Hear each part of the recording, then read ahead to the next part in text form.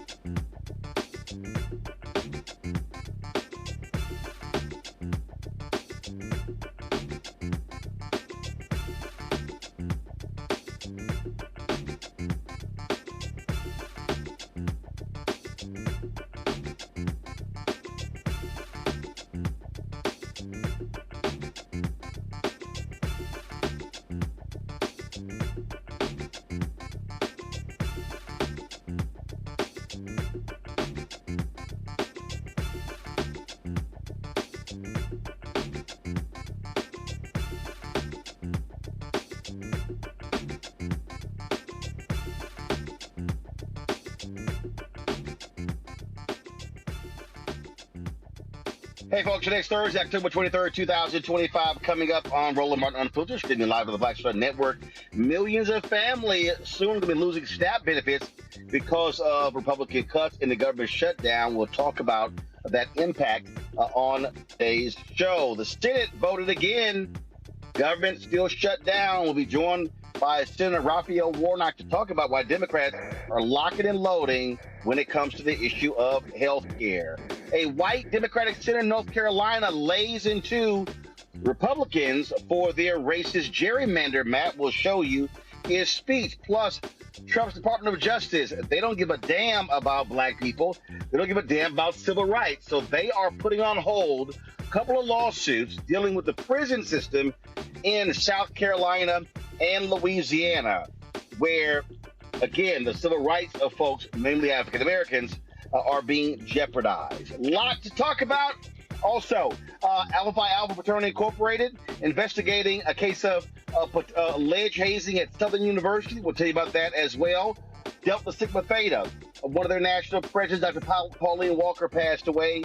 Her mega service is being held today. And the AKAs give a huge contribution to Howard University. We'll tell you about that as well. It's time to bring the funk. I'm Roland Martin Unfiltered on the Black Star Network. Let's go. He's got it. Whatever the miss, he's on it. Whatever it is, he's got the scoop, the fact, the find. And when it breaks, he's right on time and it's rolling.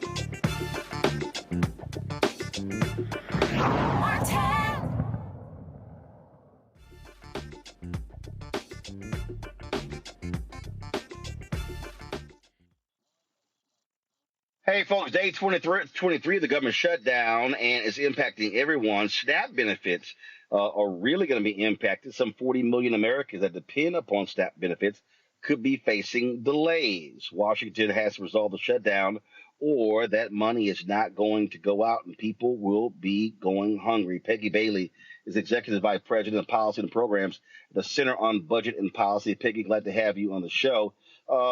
Just talk about, again, how significant this is, and what parts of the country are we talking about? Who is going to be impacted the most? Sure. Thanks for having me here. So it's the entire country that's going to be impacted by this. Like you said, it's about 40 million families, people in families that depend on SNAP benefits. We're talking about 10 million Black people that depend on SNAP, around 10 million Latinx folks that depend on SNAP. And it's not about red or blue America or Democrats or Republicans. This is people across the country who have their SNAP benefits under threat right now. And it's not necessarily because of the shutdown, right? There are contingency funds available for USDA, the Department of Agriculture, to put these benefits on people's SNAP benefit cards so that they can have food in the month of November. And it's not just a choice that the administration has. This is by law. The administration should be making these benefits available to families for next month.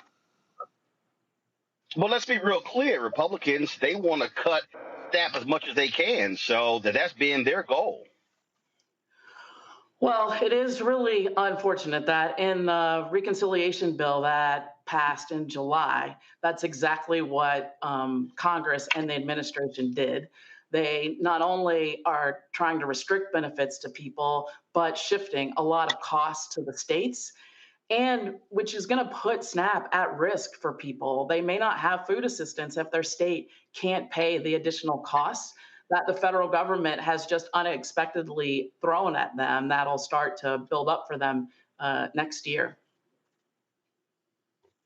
Okay, so for people who don't quite understand what we're talking about, because when you listen to Republicans talk about this, they make it sound like that people are just getting fat off of SNAP benefits.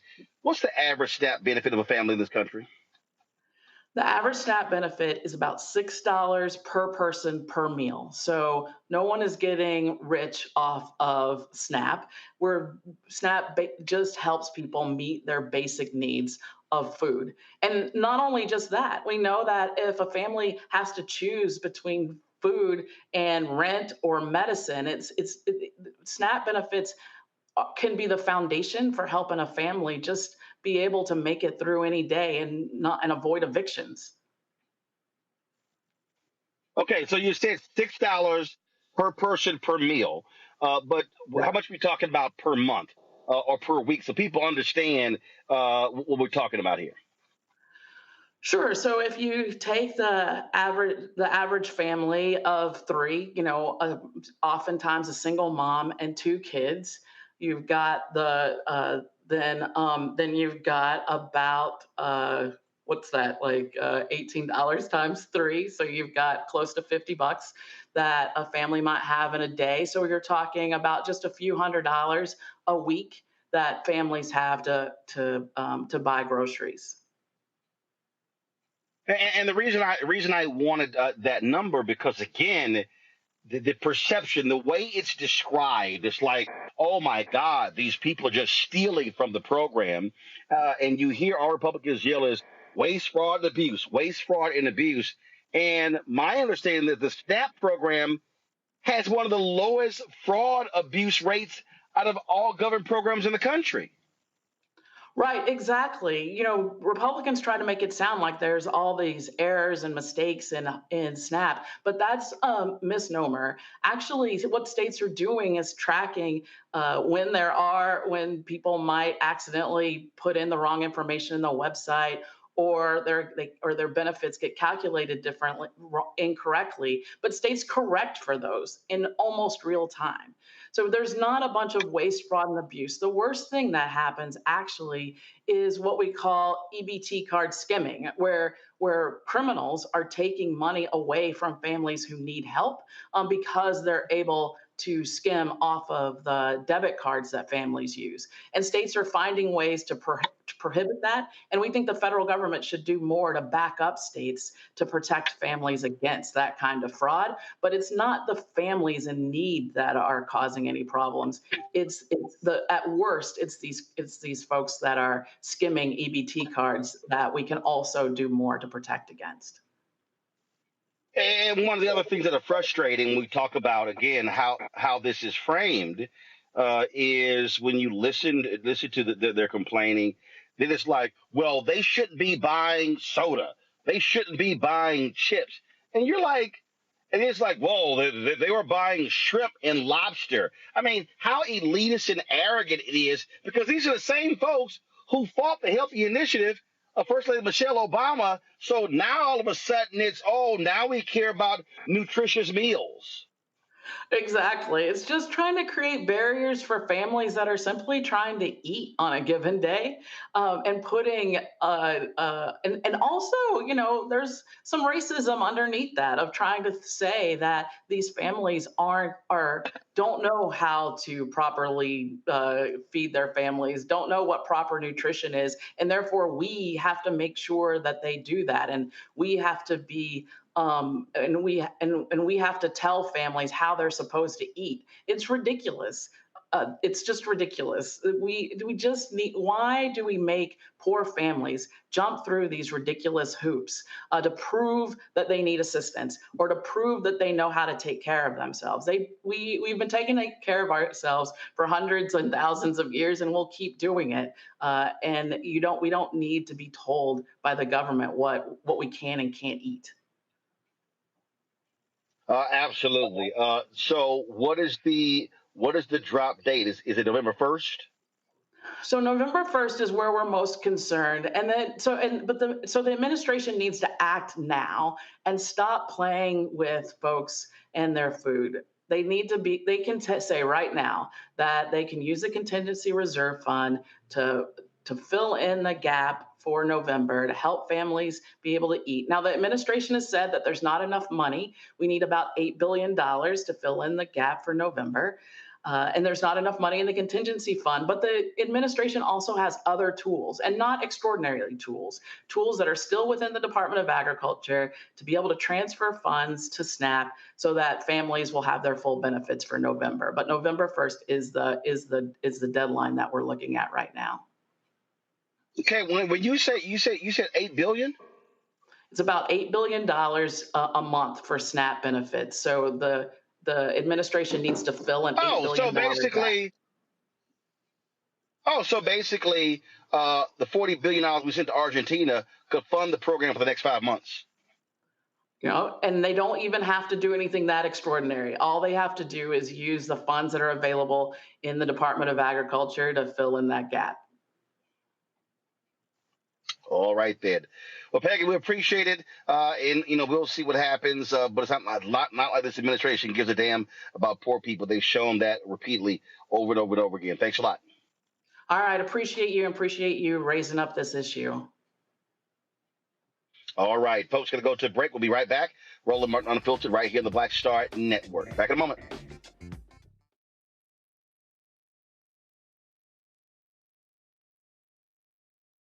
Gave Nicole an excellent education. They helped her become a small business owner, family financial planner, mother, and community leader. Now, after 4 years on the Spotsylvania School Board, Nicole is running for delegate to meet the needs of all students. As our delegate, Nicole will fully fund our schools, raise teacher salaries, and help graduating students stay in our communities. Nicole Cole for delegate. For us, for our future. In the military, I gave orders. And they went a lot further than they do around here. If there's one thing I've learned as a mom and foster parent of more kids than I can count, investing in their future isn't a choice.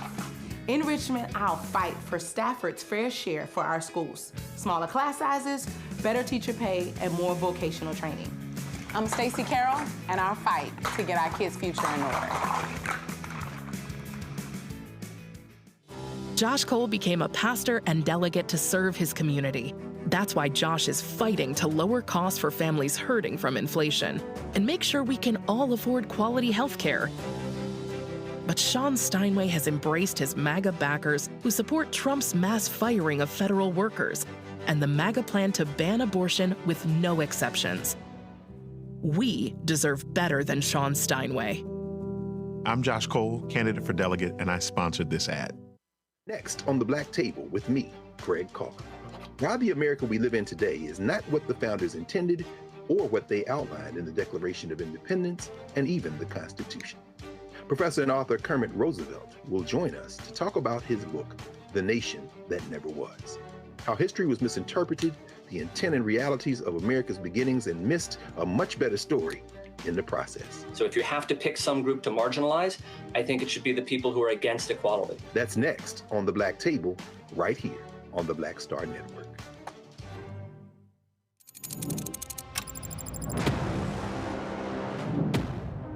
Afrotech, it's a lot of beauty, a lot of brilliance, a lot of intellect, a lot of innovation.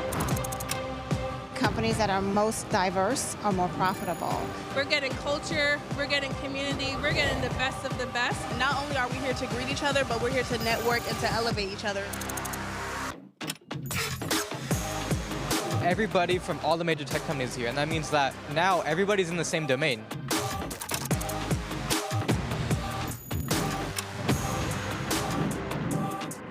This is the premier event every year. This is really where we could take off. You can go fast by yourself, but we go farther together. This is where you're supposed to be.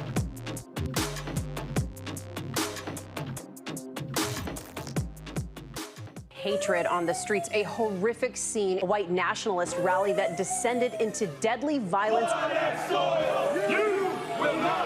White people are losing their damn minds. As an angry pro-Trump mob storms the U.S. Capitol, we've seen shooting. We're about to see the rise of what I call white minority resistance. We have seen white folks in this country who simply cannot tolerate black folks voting. I think what we're seeing is the inevitable result of violent denial. This is part of American history. Every time that people of color have made progress, whether real or symbolic, there has been what Carol Anderson at Emory University calls white rage as a backlash. This is the rise of the Proud Boys and the Boogaloo Boys. America, there's going to be more of this. Here's all the Proud Boys, guys. This country is getting increasingly racist in its behaviors and its attitudes because of the fear of white people. The fear that they're taking our jobs, they're taking our resources, they're taking our women. This is white fear.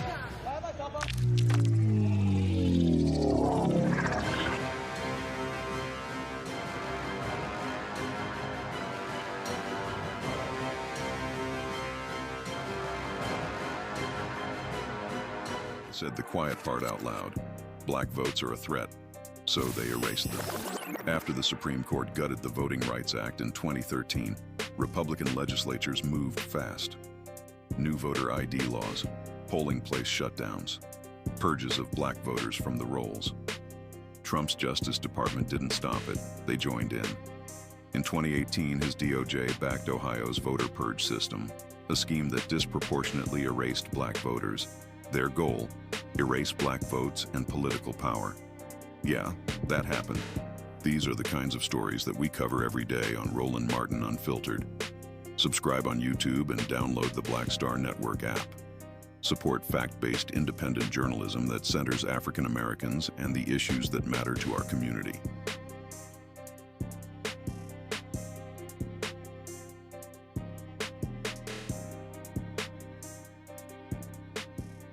Now that Roland Martin is willing to give me the blueprint, hey, Cyrus, I need to go to Tyler Perry and get another blueprint because I need some green money. The only way I can do what I'm doing, I need to make some money. So you'll see me working with Roland. Matter of fact, it's the Roland Martin and Cheryl Underwood show. Well, should it be the Cheryl Underwood show and the Roland Martin show? Well, whatever show it's going to be good.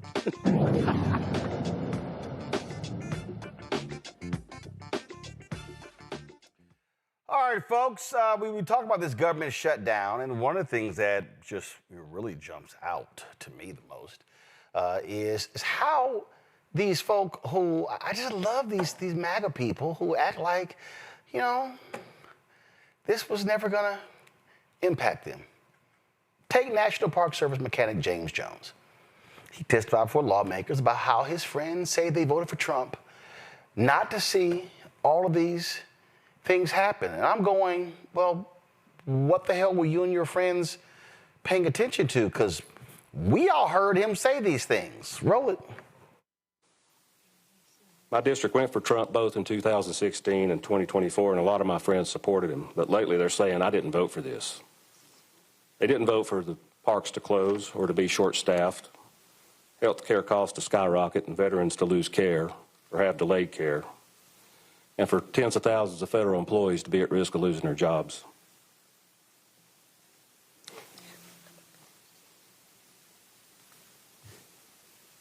Another thing I want to address is the unconstitutional executive overreach of this administration. I asked the Democratic Party to defend and support public services through adequate funding established by Congress and ensure those funds are spent efficiently and wisely and protect the power of the purse. As I said earlier, I'm an AFG member, Local 446. I would love this party to defend our unions and our collective bargaining agreements that this administration has sought to destroy and eliminate. In fact, it's even in the law. 5 U.S.C. 71, Congress found that collective bargaining safeguards the public interest, contributes to the effective conduct of public business, and facilitates and encourages the amicable settlement of disputes between employees and their employers concerning conditions of employment. Congress has determined that labor unions and collective bargaining in the federal service are in fact in the public interest. I ask that we could pass legislation that reverses Trump's executive order terminating collective bargaining agreements with agencies as the VA, such as the VA, the DOD, EPA, and so on. Protect official time and the use of agency facilities for union officials to represent employees as outlined in many collective bargaining agreements, and protect payroll dues deductions that this administration has eliminated. All your friends and neighbors, I didn't vote for this. You did. You just didn't think it was going to impact you. You thought it was going to be them black and brown people. All right, y'all, my panel. Reese Colbert, host of the Reese Colbert Show, Sirius XM Radio, Washington, D.C. Dr. Greg Carr, Department of Afro-American Studies at Howard University out of D.C. And also alleged gumbo queen, Dr. Nola Haynes, Georgetown University School of Foreign Service, D.C. as well. Why does Sourpuss look? I don't understand why. I'm just waiting for it. Why your lip all turned up and everything? Golly, I mean. When you made me last, I knew it was coming. So just go ahead, get on. What you mean when I made you last? Why? You have to go first? No. Let's just get to the news. No, I'm just saying, what? But it's three people. I mix it up. Reese go first. It's three people. Greg in the middle. You last. You may be first. Reese last. So mix it up. Yeah. Okay. So touchy. So touchy. All right, Reese, I'll start with you. Since the gumbo queen want to go there, I'll start with you, Reese. This is what keeps cracking me up. I don't want to hear jack from these people. I was like, oh my God, this. We didn't vote for this. I mean, all the podcast bros, all Andrew Schultz and Theo Vaughn, and this is not. Oh, Theo. Oh, your dad's Nicaraguan. Oh, so now you recognize that? So all these different people, all these Cubans out here. Trump's like, yeah, y'all can go to hell too. Okay, cutting off benefits. Y'all can't send money back. Now y'all sitting there whining, complaining. Oh, you're Venezuelans. He think all of y'all are drug dealers. And a bunch of them voted for him in Florida. So I really don't give a damn. Look, I'm going to go a step beyond. Have the day you voted for, bitch, and say have the job you voted for, have the meal you voted for, have the freedom you voted for. Because the problem was these people thought that they were signing the demise of the they-thems, the blacks, and whoever else they deemed to be not worthy of full citizenship and participation in the economic advancement and just the freedom to move around the country. You were signing your own death warrant, because when millions of y'all lose health care, when millions of y'all can't put food on the table, or hell, when the planet has a 50-year shorter expiration date because of this damn administration, you did this with your vote. The reality is that Trump and the Republicans put forth Project 2025. And usually when you run, you try to put forth the rosiest picture. So the best case scenario was Project 2025, was crippling the federal government, was implementing cruelty in every facet of our society. So you should have been prepared for the worst case scenario, which is what we're living in right now. The economy is fucked up, the government is shut down, and there's still chaos around the world. And we have a not king, but an autocrat, a dictator who was taking a bulldozer to the damn White House. Congratulations, MAGA. This is what you voted for. And if you didn't think this is what was going to happen, you played yourself. Oh yeah, I mean, I love these ranchers who now are just upset, Nola, because Trump sent $40 billion to Argentina, and now he's encouraging Argentina beef be bought, and Trump is like, you know, look, y'all should be thanking me. So I'm like, I really don't want to hear you complaining. This is what y'all voted for. Your dear leader told you all of this, and so whatever. It is what it is. I mean, people self-select their information bubble, and a lot of these people are very specific about where they do watch their news and where they don't watch their news, because plenty of us were out there telling them this is what's going to happen, but they made a selective choice. They decided not to listen and to tune into spaces that were telling them things that they already wanted to hear. And so this is also another consequence of the information bubble. This is, yes, they got what they voted for, but you hear them say over and over, this isn't what we were voting for. This isn't what we thought it was going to be.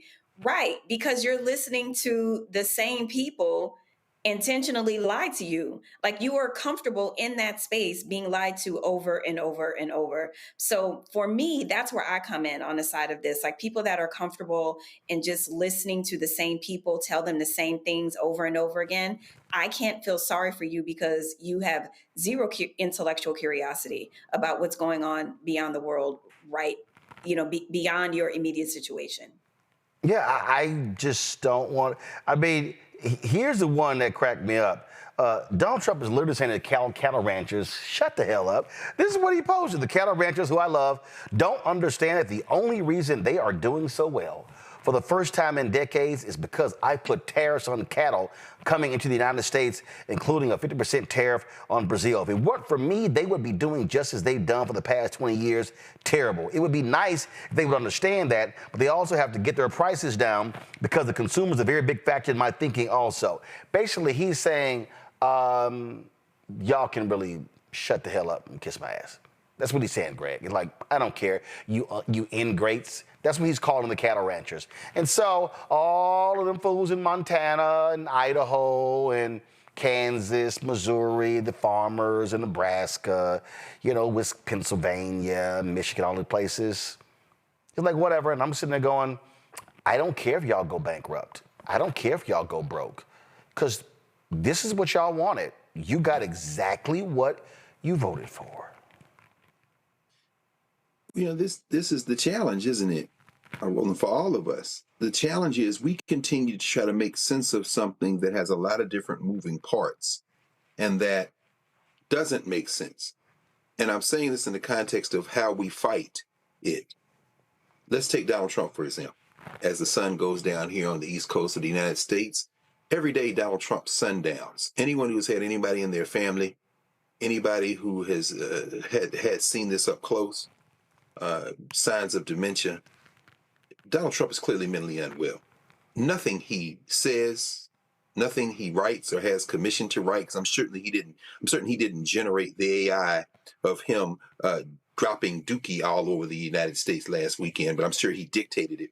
All of this is coming from the mind of a man who is clearly a diminished mental capacity. He then uses the delivery system of Truth Social, continuing to drive his Trump crime family enterprise, and having his lackeys, whether it be the FBI or Department of Defense, to do the same. So instead of press conferences with Propaganda Barbie, they drop everything on social media. All of this is destruction, not creative destruction, but more like demolition derby. When you then compound that with the fact that they are natural, purebred liars, not just the MAGA Muppet, Mike Johnson, whose lies now have gotten to the point where anytime he opens his mouth, everybody should just leave the room. But the idea that you would send something like that out from your diminished mental capacity about beef, at the same time, you had sent $40 billion to Argentina, as you reminded us a moment ago, and then want people to buy beef from Argentina while they got some hoof and mouth disease going on down there, then you know that there's chaos. But behind that chaos is absolutely an agenda that Donald Trump couldn't tell you if at the risk of his life. Chapter 10 of Project 2025 by Darren Bax on the Department of Agriculture lays out the plan.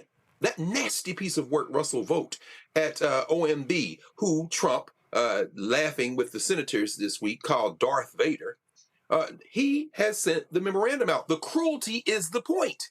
In Chapter 10 of Project 2025, they talk about moving the benefits, the food benefits program, SNAP and other food benefits to the Department of Health and Human Services, where you've got a complete madman whose brain was eaten by a worm decades ago running the show.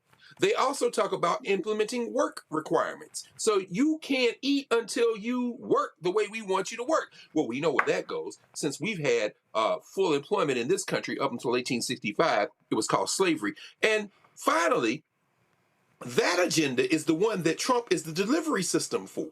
Until they absolutely have to trigger the 25th Amendment because he's no longer able to even put together the incoherent sentences he's putting together now. That's why Junior Varsity Vance is there. They are going to ride this till the wheel come out. And then the news media, the commercial news media, is going to report it as if there is a policymaker in the office of the presidency. No, there isn't. And they're willing to have some collateral damage, including the literal collateral damage of destroying the East Wing of the White House on the way to their agenda. But we shouldn't be distracted by all this ranting and raving. That's not news. That's a sick man that needs to shut up. Oh, I just love all of the double talk. Oh, listen to this one right here. So I'm very happy about that. We're going to do something very quickly and easily on beef to get it down. The ranchers understand that. They're so happy for what I've done. I saved them. I don't think you'd have any beef in this country if I didn't do that.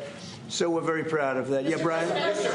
How did you say them? I'm not quite so sure. Then, of course, you had the chief White House, the liar in chief, Carolyn Levitt. She actually, oh, no, what? Before I go to her, I just, I don't drink, but I don't mind MAGA wine. So let's go ahead and listen to one of these farmers, these ranchers from Nebraska with this, you know what, let me just go ahead. Where my hat at? So let me see, I'm just going to go ahead and, I'm just going to identify with him. Let me go ahead and just get my hat. Since these little cattle ranchers, they sitting here, they show up on TV, with the sun setting right, hitting the face, and they just looking all country. Let me go ahead and just play one of these, y'all. Here we go. Well, I don't think it's a good idea. I think probably what you've heard a lot today is we should just allow our markets to dictate the price of beef, and there's a lot of factors in that. I think most people out here have the view that the government should just be pretty limited and not kind of meddle in the free markets. Oh, so y'all want those nice free market governments. That's what y'all voted for? Trump gave y'all those free markets? Really? Okay. How are those free markets working out for you? Especially when he hooked up Scott Bassett's buddies in Argentina, who were going to lose their shirts with that $40 billion bailout. So let's just go ahead and see the chief liar of the United States, Carolyn Levitt. Here we go. Well, listen to this. Ranchers who supported the president's election have raised some concerns about plans to import food from Argentina. How will the Trump administration support those farmers? Look, the president hears those concerns. He addressed them yesterday himself. President loves our ranchers, and our ranchers love our president. And in fact, the president did a lot for them in his first term here. They are struggling because of the many horrible policies of the previous administration. Here we go. Let's put it on Biden.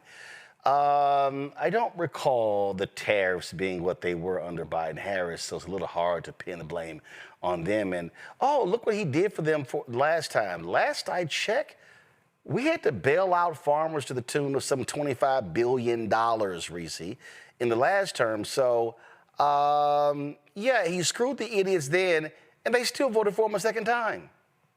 Well, first of all, a lot of this is karma because these same white farmers, they were the ones who sued to block the long overdue help that black farmers were supposed to get under the Biden-Harris administration.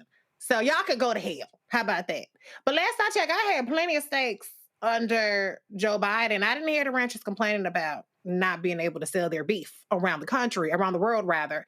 It is Donald Trump's heinous tariff policies where he has declared global economic warfare on every other economy by slapping on these arbitrary so-called reciprocal tariffs. And guess what? Other countries have economic power as well, and they told U.S. farmers, go to hell. We'll get our beef from other places. And so all of this is a crisis completely manufactured by Donald Trump. But you know what? Every MAGA supporter is completely aware that Donald Trump manufactures crisis for his own political benefit or just for shits and giggles, because there was no border crisis. There were all these crises that he ran on. They're eating the cats and the dogs, which wasn't true. And all these things that got all these people, oh, the trans people are coming to your bathrooms. They're coming to your sports. They're going to take all your gold medals. They love to be lied to. They love fake problems. Well, you have a problem when a president who creates problems that don't actually exist, and then he creates solutions to these problems that don't actually exist that fuck up what we already got going on. And so all of this is because you have a president, to Dr. Carr's point, is mentally diminished, but is running the ship. The inmates are not supposed to run the asylum. The nurse, the patient is out, except for there is no fucking nurse because the Republican Party is completely neutered. They've abdicated their oversight role, whether it's the Supreme Court, whether it's the Congress. And so the patient is running the whole country into the ground. And unfortunately, when that patient is the most powerful person in the world, everybody suffers. But the people who are shocked by this are the main ones that thought they were going to be just living high off the hog. Well, you are dumb because, as you like to say, Roland, hashtag we tried to tell you. You know what? I just sometimes don't mind listening to stupid. Let's go and listen to stupid right here. They're stupid. This man. Farmers, are they going to be getting support from you soon? And yeah, well, they do. So what's happened, you could say with that, you could say with beef, with all of it. The beef, the ranchers, let's say, who have done a great job, have lost their shirts for many, many years. They've really been decimated. And I helped them a lot. I put tariffs on things coming in to the country, including beef. And that gave them a chance to finally have a decent industry. We are going to be talking to them. They're great people, but they've been hurt for 25, 30 years. They've been losing because other countries have taken advantage of them. And by putting tariffs on, they've been able to make a few dollars. They've been able to have an industry. But I also want to keep the beef prices low. So I'll be talking with the ranchers, and I'll be speaking with a lot of different people, including Scott and Howard, and we'll do something. Because prices are way down in our country. Energy is way down. I think you're going to see $2 gasoline very soon. I see that it's $2.50 in a lot of places, $2.50. We were heading to $5, $6, and $7. I got to stop that bullshit because he just lying. He lying his ass off. All them prices not down. He lying his ass off.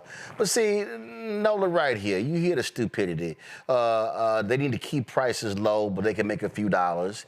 And then what happens? He sits here and gives Argentina this money, and China, which ain't bought one damn soybean at all.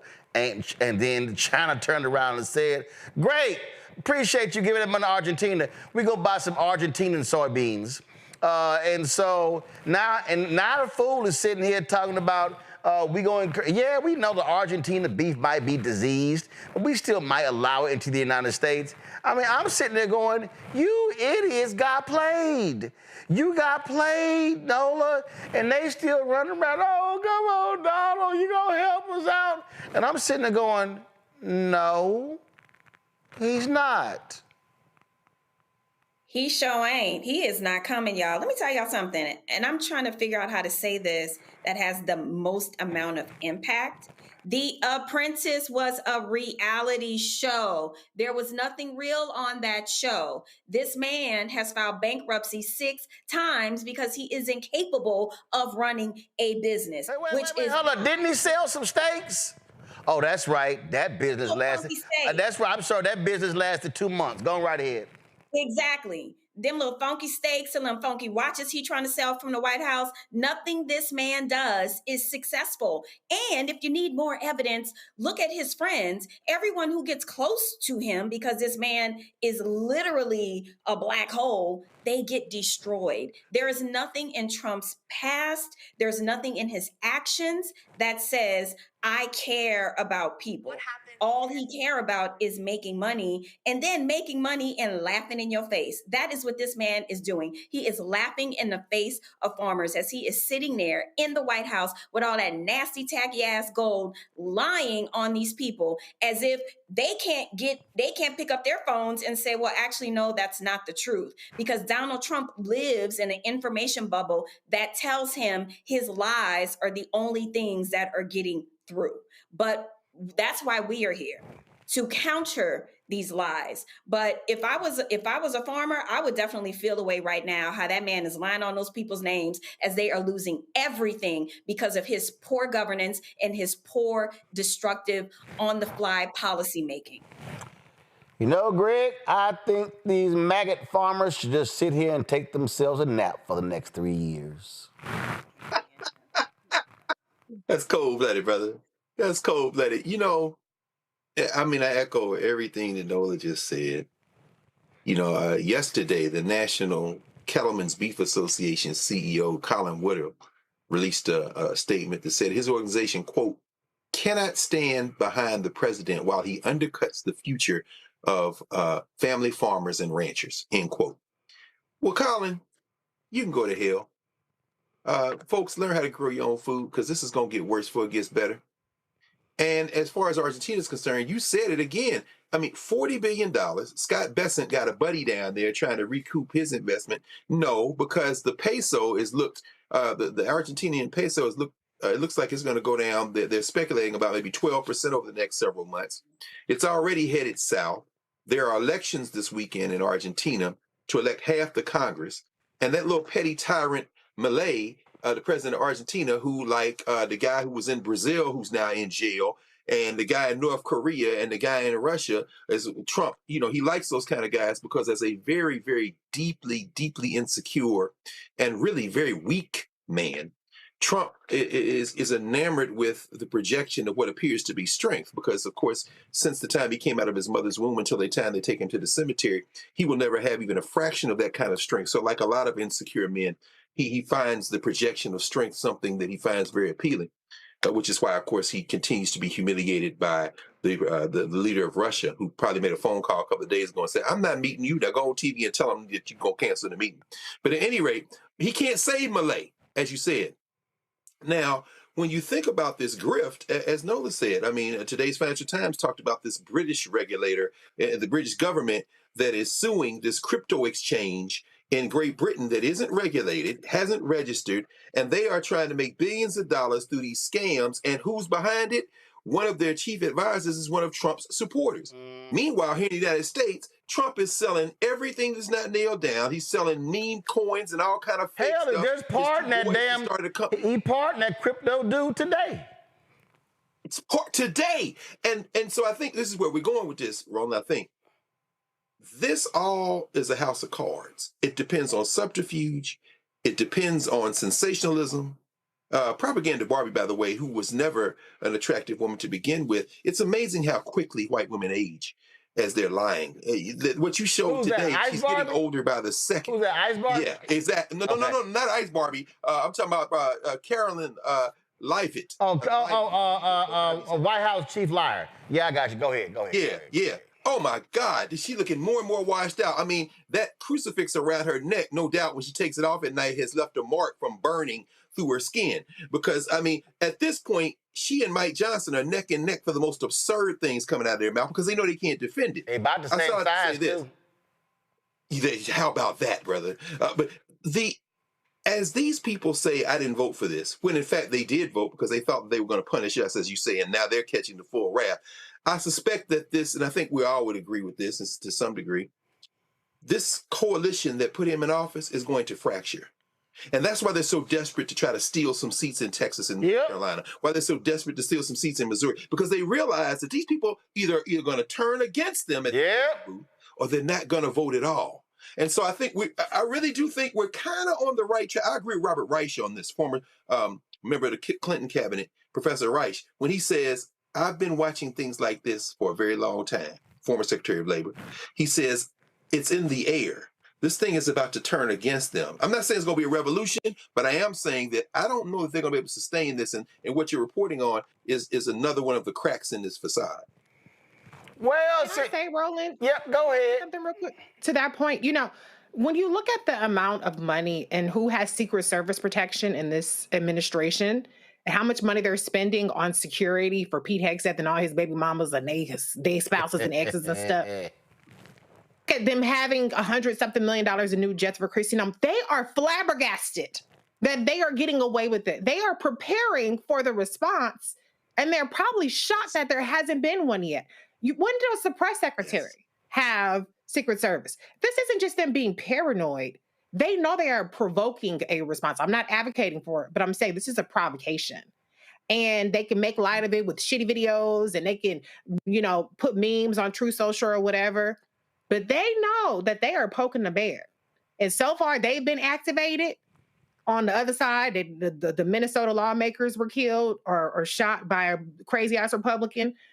But they kind of have a sense of, if we take away healthcare for millions of people, if we take away food benefits, that we're not going to be able to just walk down the street comfortably anymore. So that's what I think, that they already know that they in danger. They're just shocked that they haven't had more of a response so far. But I wouldn't feel comfortable with what they're doing if I were them. Well, Greg said, it's something in the air, and you know what? I just got to go ahead and agree with Greg. Y'all go ahead and turn that thing up.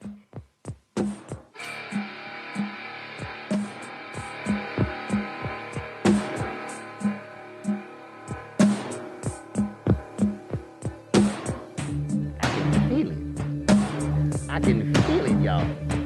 There's something in the air.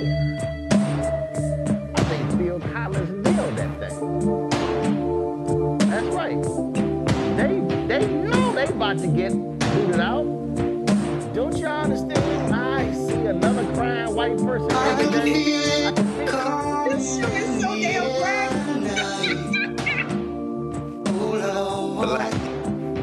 Please, this don't make no sense. Why is he saying this? I've been waiting for this moment all my life. Can you feel it coming in the air tonight? I can feel it. Let me go ahead and go. I'll be right back. I'll be right back.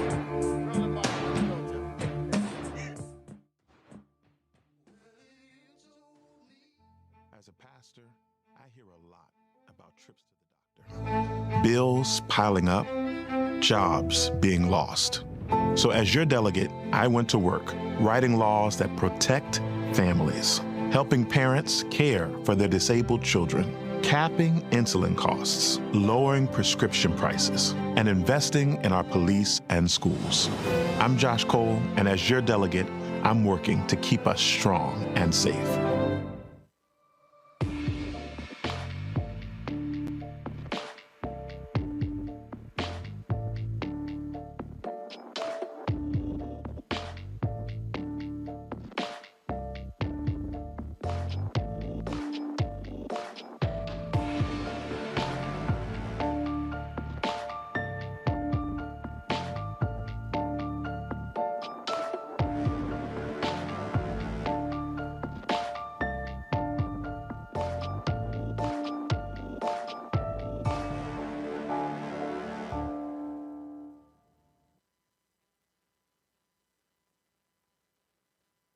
How you doing? My name is Mark Curry, and you're watching Roland Martin, unfiltered, deep into it, like pasteurized milk without the 2%. We getting deep.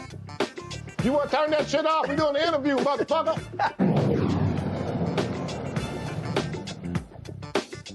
Well, the Senate Democrats said, nah, we're not going to open this sumbitch back up. Not going to happen, not going to happen, not going to happen. And so They had a vote earlier today. In fact, I interviewed Georgia Senator Raphael Warnock before that vote took place.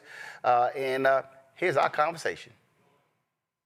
All right, Senator Warnock, glad to see you. Let's hop right into it. First and foremost, look, Democrats have had a very difficult time trying to gain some traction over the last 9 or 10 months since Trump's inauguration. And it seems as if with this shutdown, the issue of health care has really caught on. And how far are Dems ready to go? Because from my vantage point, we look at the polling data. When you got Republicans who are freaking out, you got people in these red states who now understand how vital health care is. And the reality is Republicans have never come up with any real health care plan since the Affordable Care Act was passed. That's absolutely right. And Roland, let me just start right and make the main thing the main thing. Everybody who's watching, listening to me, and if you are on one of those marketplace plans necessary to make healthcare affordable, or if you know someone who's on one of those plans, if you live in Georgia, I want you to go to georgiaaccess.com. Others may go to healthcare.gov, wherever you go online. And I want you to look and see what your healthcare premiums are going to be in 2026 as compared to 2025. I can tell you that on average, people will see that their premiums have doubled. In some instances, they've tripled and quadrupled. So you tell me how someone who on average makes $65,000 a year or less can handle having a premium go from $200 or $300 a month to $1,000 a month. That's real money for real people. That's what's at stake, and that's what we're fighting about. One of the things that, again, that I think is so important is not just seeing Senator Schumer, seeing House Democratic leader Jeffries on this here. Bishop Barber always talked about this here. You got to put a face on this thing.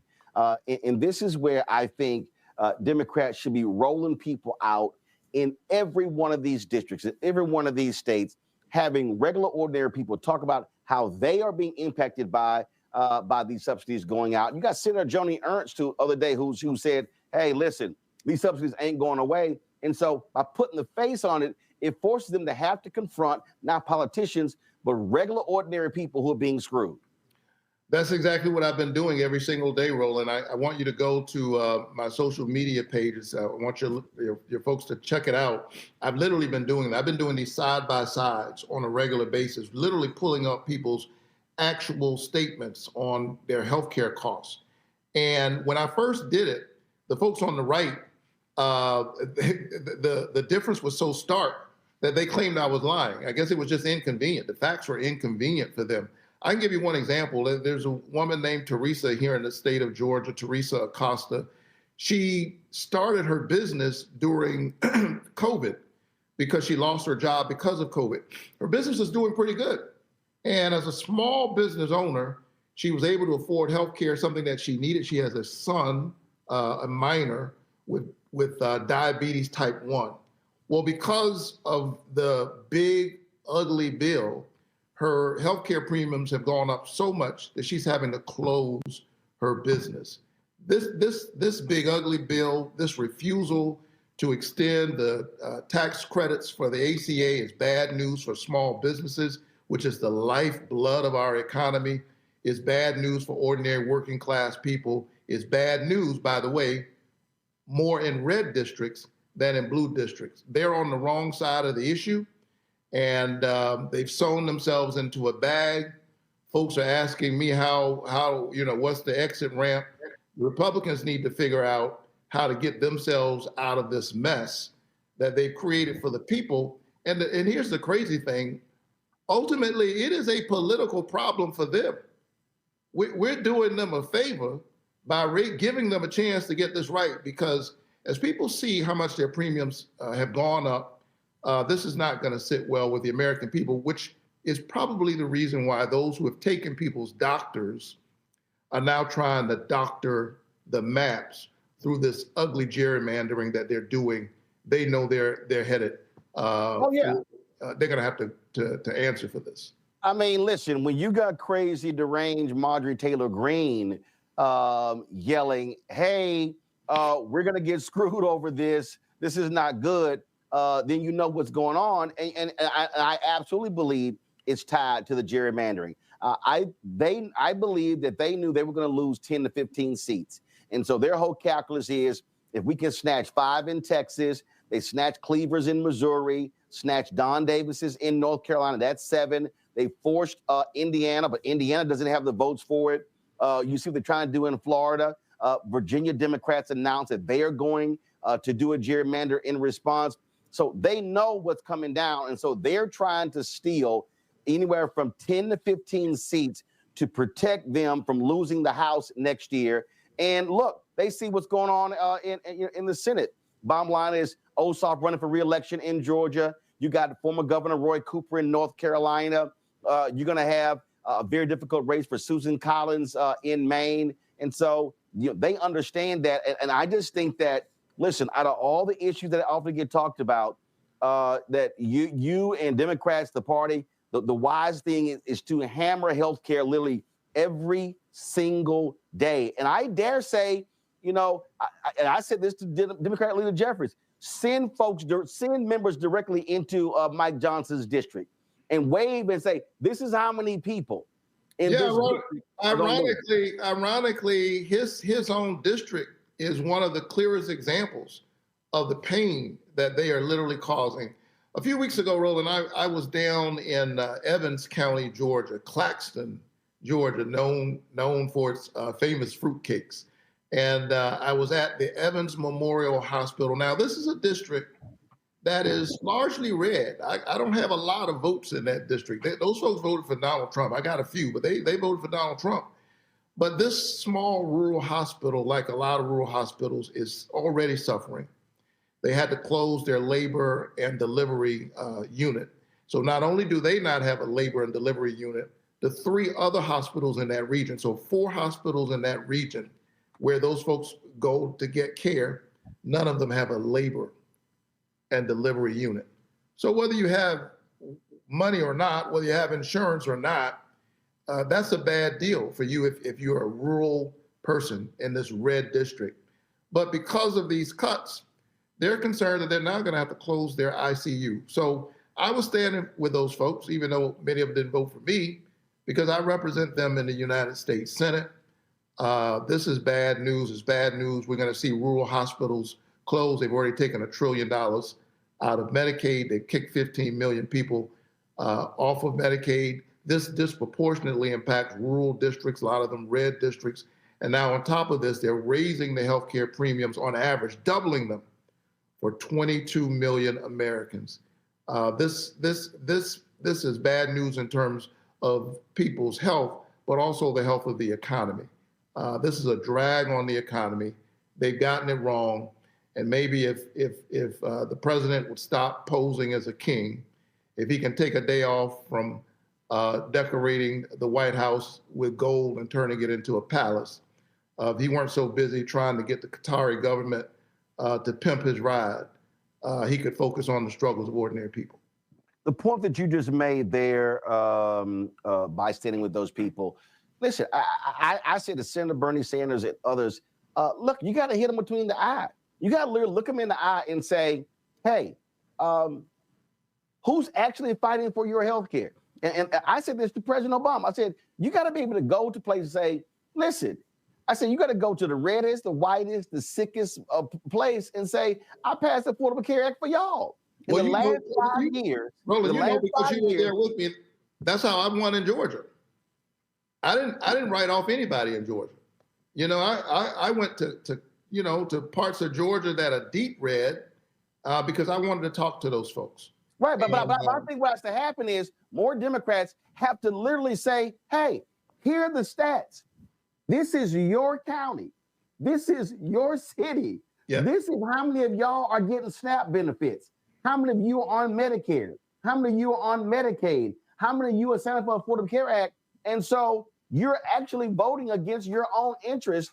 These are the folks, we're the ones fighting for you to make your life better. I just think that that's the kind of language that has to be stated for those folks to understand you voting for that, but when this stuff get cut, you running to me for help. Marjorie Taylor Greene, once she found out the healthcare situation of her own children, she said, "Look, I got to say something about this." So, Roland, I've been in the Senate for a few years now, been in the Congress. I never thought I'd hear myself say that Marjorie Taylor Greene is right, and I want to associate myself with the remarks from the gentlewoman from Georgia.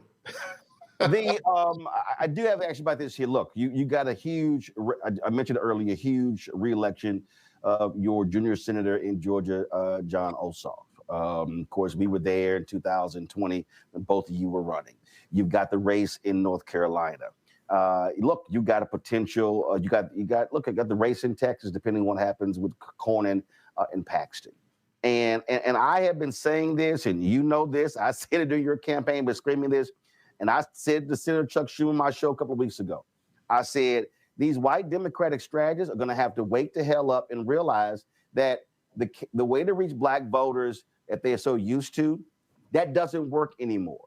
And that when you look at the numbers, you got the brother who's running in Mississippi, there has to be a massive amount of time and investment, financial investment on boots on the ground, black-owned media and others in order to turn out black voters. What are you saying to these party donors, to these PACs, to these strategists to say, hey, y'all can't keep running the same campaign that you did even 5 years ago. The demographics have shifted, and black voters are saying, you're going to have to come talk to me more than just once, and pop it into a church, no disrespect, in October ain't going to cut it.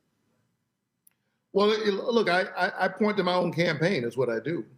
I mean, I ran ads. I spent time, particularly in rural Georgia. You know, in politics, we have these crazy ways of dividing us into groups where rural literally becomes a way of saying white and urban is black. But we know that in Georgia and across our country, it's more complicated than that. So I went everywhere. I was all over black radio because we know that's the drumbeat of our culture. I spent a lot of time in churches talking to everybody. And yeah, you got to be there. If you center the concerns of ordinary people and focus on the places where they actually live, then you have a chance of getting the policy right. And I think the voters will reward you for that. But I just think what has to happen is I think the party, the Senate majority PAC, House majority PAC, all these people, they've got to hear from folks like you and the CBC to say, hey, listen, we're not sitting here playing games with y'all. You're going to keep losing if you don't do this thing right. So you better listen to black posters, black campaign advisors, black folks who know what they're talking about. I was talking to Chuck Rocha about this, and we had a very spirited conversation. He said the exact same thing. And that's what's driving people crazy, that you have this divide going on because, frankly, you got folk in the Democratic Party who don't want to listen to black and brown people. Well, we got to make sure that we're listening to everybody. And that's the message that I continue to carry to our party. That's the work that I continue to do. And look, black women have been holding up the world. If the rest of the country just voted with black women, we'd be in a very different situation, right? Well, remember, black women are the number one voter of the Democratic Party. Black men are number two. That's right. So both of them have been doing it. They're pulling me to vote. I understand. I appreciate it. Thank you so very much. We'll chat soon. Good to chat with you, man. Keep the faith. Take care. All right, there's a couple things I want to deal with our panel. First off, the whole point there about locking and loading on healthcare. Greg, that's what they should be doing. And bottom line is, it's resonating, it's working. And they got to be, I say, even more aggressive going into red places. And like I said, this is exactly how it should go down. So-and-so county, right here, I have the listing of all the people in this county who on the Affordable Care Act. This is how many people in this county are sick. This is what the median income of this county is. And I go down the line and literally say, this bill here was passed to help y'all. Democrats did that. Affordable Care Act, the Democrats did that. I would literally, that's how I would do it. And I would literally sit there and say, okay, so I just want to know, we did all this stuff for you, but this is your U.S. Senator. This is your congressperson. This county voted for Trump. Clearly, those folks ain't got your best interest at heart. That's right, Roland. And we do see cracks in the facade. Now, let's be very clear. The United States of America is a criminal enterprise. It's always going to be that. With that having been said, there are racists, purebred racists, in this government and by the millions who voted for this racist, and they will pick their whiteness over their life. But as we know, there are others who won't, who will blink because they're hungry, because they don't get any benefits anymore, because they are suffering. And I think you're absolutely right. We saw Jesse Jackson do this in 1984 and 1988. We all remember those scenes of him with migrant workers in California, with coal miners in West Virginia, going into Appalachia. That's what the Rainbow Coalition ultimately was attempting to build. And of course, at that time, you have soft white nationalists in the Democratic Party, Bill Clinton, Joe Biden, others who moved to get that DLC in place to kind of stop that tidal wave. Well, this is in some ways a reckoning to what could have been built in the late 60s with Bobby Kennedy, in the 80s with Jesse Jackson, and even in some ways Bernie Sanders, and just across the political spectrum. But it comes down to this. The reason they won't listen to what you said, what you have been saying, the reason they won't listen to the obvious evidence that you can build that kind of multiracial cross-class coalition, which you see out there with Ocasio-Cortez and Sanders and others, the reason they won't listen seems to be the same thing you've been saying over and over again. There is a consultant class who frankly doesn't care because they're going to make their money. They have to have their political backs broken. And the messaging, as you say, is crystal clear. Senator Warnock was one of the co-sponsors of the bill that was introduced in the Senate today, the True Shutdown Fairness Act, Senator Mark Warner out of Virginia. And they said, pay all the federal workers, pay the military, pay the essential personnel, pay everybody. And then they say in the legislation, nothing in this bill can be construed as to, nothing in this bill can be used to lay workers off or engage in a reduction in force. It is a straight war against Russell Vogt and this tiny group of religious zealots. This isn't about economics and policy wonks. No, they are religious zealots when you understand who wrote Project 2025 and what they're after. They want a white Christian nation. You can turn enough non-black people against that, the hungrier they get, and the messaging has to be as clear as you have articulated. But you got to get rid of that consultant class. You got to get rid of that talking head class because they don't care who wins as long as their check clears. I think that might be the biggest impediment, but I could be wrong about that. But well, that's why I made that point. And again, if you don't understand how you have to attack, this is called attack, Reese. It's attack. You stay on the attack, and you got to be willing to go there. And so that's where Ken Martin should be. That's where, see, here's this whole deal. I get this what shutdown stuff going. My deal is, since Johnson ain't got nobody working, fan out across the country and be lighting that ass up every single day. Every single day. And matter of fact, Democrats should sit here and say, okay, yeah, we're going to hold public field hearings. I don't give a damn. We're going to stream them ourselves. My deal is be on the offensive because here's the reality. All them MAGA folk, they ass going to get sick too.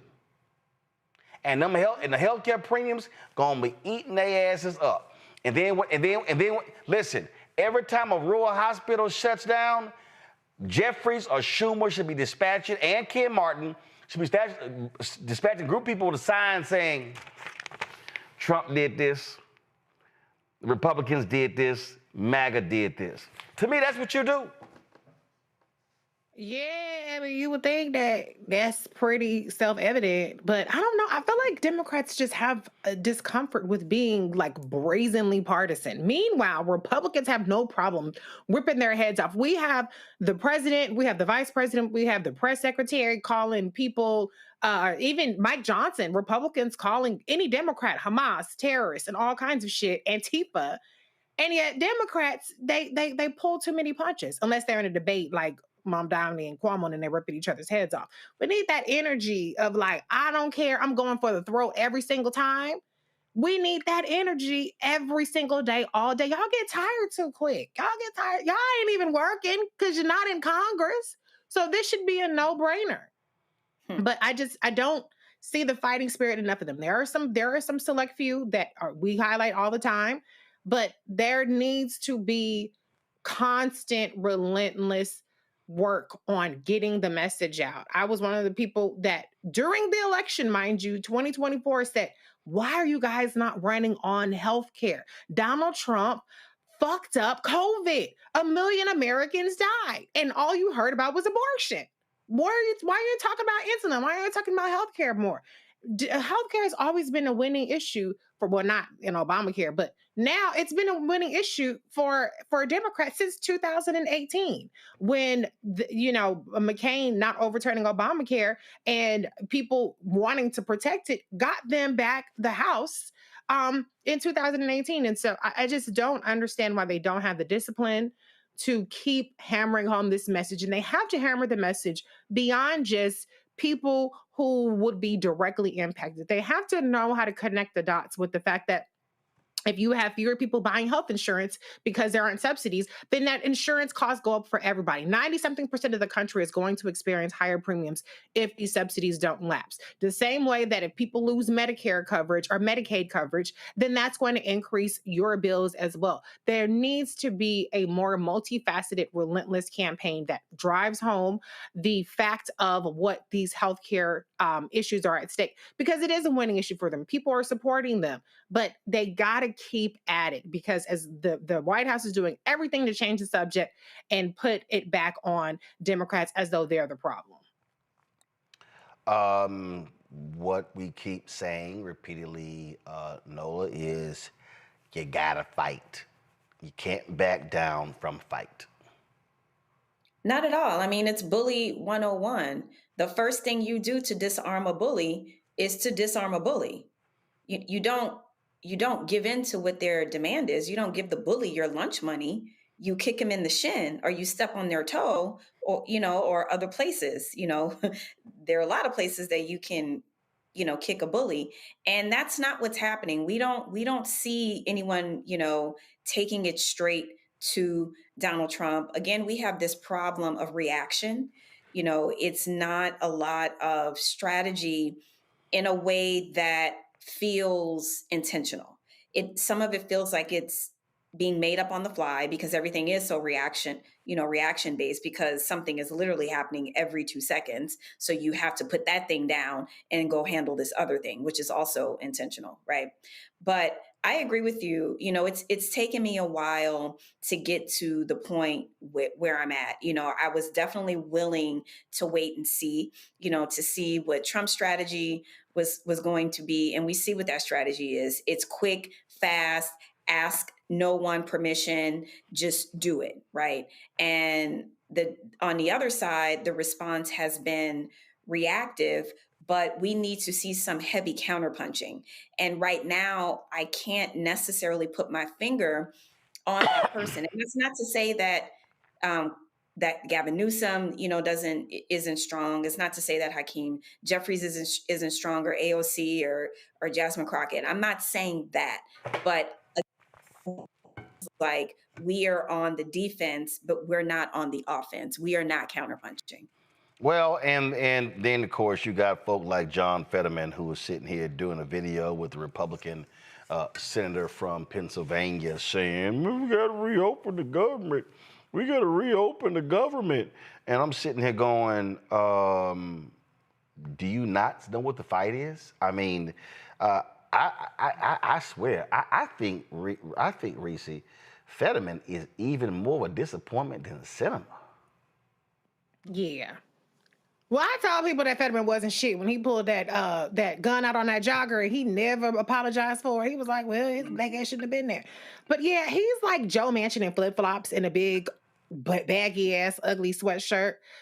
Joe Manchin is getting top-rate healthcare at Walter Reed. He has several issues. I'm not an ableist. I'm not going to down him for the issues that he's experienced, but he's had a heart attack. He's had mental health issues. He is getting top-notch healthcare as a member of Congress. So for him to sit up there and undermine and undercut the Democratic case for making sure that 90% of the country does not experience an increase in their premiums and that millions of people don't lose their health care coverage, not in 2026, 2027, when the big beautiful bill comes up, but right now. Fuck him. You don't give a damn because you have health insurance. When your ass gotta go, and with your salary, you make more than what a person who has $80,000 of salary is going to pay $25,000 more dollars in insurance premiums as a result of the Republicans. Until you have to go take your big ass on the insurance marketplace and buy full price healthcare insurance at 2026 prices, then you should shut the hell up. Greg, any thoughts on Fetterman? Yeah, Fetterman is terrible visually. I mean, he's terrible on the visuals. He's an avatar for the type of feckless, shameless political posturing as a Kristen Sinema or a Joe Manchin, for sure. And we don't know about his health. We know what Adam Jeltonson leaked to New York Magazine back in the spring in that long article on John Fetterman, where they basically said that, yeah, he should probably be somewhere trying to convalesce and get his health together, because clearly he's not the same guy who ran for office out of Western Pennsylvania when he got that Senate seat. But he's not alone. Day before yesterday, 13 Democrats voted in the Senate. The vote was 66-32 to confirm another fool to the federal bench, to the Northern District of Alabama, the federal courts, Harold Moody III. And that number included not just Fetterman, but Chris Coons and Dick Durbin and Maggie Hassan and Martin Heinrich, Tim Kaine, Mark Kelly, A.B. Klobuchar, Jack Reed, Adam Schiff, Jeannie Shaheen, Peter Welch, and Sheldon Whitehouse. There's still this sense, as we're talking about tonight, that these people think they can make peace with them. This guy, who they just put on the federal bench, was one of those people who refused during his Senate hearings to agree that the 2020 election wasn't stolen. This is the only piece of business that has made it through the Senate since the shutdown. And 13 Democrats, not just John Fetterman, crossed the aisle and put this white nationalist supporting clown on the federal bench. I'm saying all as a prelude to this. They're not going to fight. The best barometer that progress is being made against these open fascists isn't some type of fealty to the Democratic Party, but the fact that Chuck Schumer and Hakeem Jeffries, I'm thinking about his brother Hassan, professor at Ohio State, my friend Hassan. Hakeem Jeffries have stood firm. Why is that the best evidence? Because Hakeem Jeffries is a wholly owned subsidiary of his donors, and he ain't never gonna take a risk. He's getting a little husky now because they attacking him, and then this guy threatens his life. And of course, Kash Patel is more interested in going to Wizards games and making a big splash by trying to put Chauncey Billups in jail than he is doing anything to protect him, but protect Jeffries. But they have taken a strong stance because the people, the voters, and more importantly, the vast majority of people in this country, whether they vote or not, are turning against these fascists. So the best barometer we have of whether or not Democrats are going to fight, ironically, isn't the Democrats. It's the people who are now beginning to build in numbers. This is what the No Kings thing gives us hope for. It isn't just about organizing. It's about shows of numbers and shows of strength. Finally, that means that you need to get out of the way of those people in the Democratic Party who will fight. You got to get out of the way of Jasmine Crockett. Look, Stephen A. Smith jumped around on every side of the issue and vomited his whole life out on social media and on YouTube and on the airwaves yesterday because people wasn't taking it. We was all dragging his ass for filth. And he knows he has made his whole gamble to become the MAGA Negro darling. Anytime you see him back up, Mr. I don't apologize to anybody, you know the people are starting to move in that direction. I think that's the best bet we have is ourselves in the mirror. Let these politicians do whatever they're going to do. They're going to go which way the wind blows. And right now, more and more people are blowing in the direction of the right direction as far as I'm concerned. Final comment, Ola. Period. Yeah, definitely. A politician is going to be a politician. You know, there's a huge disconnect between the reality of what a politician can do, and what they can and cannot do. And that is the way that it's designed. And unfortunately, they cannot always work in the best intentions of their constituents. And that is the reality of being a politician. And Greg, I agree 1000%. You know, speaking from the perspective of a political scientist, you cannot bend the knee to an autocrat, to a dictator. You absolutely cannot. And I love the spirit, the fighting spirit that I'm seeing in the American people.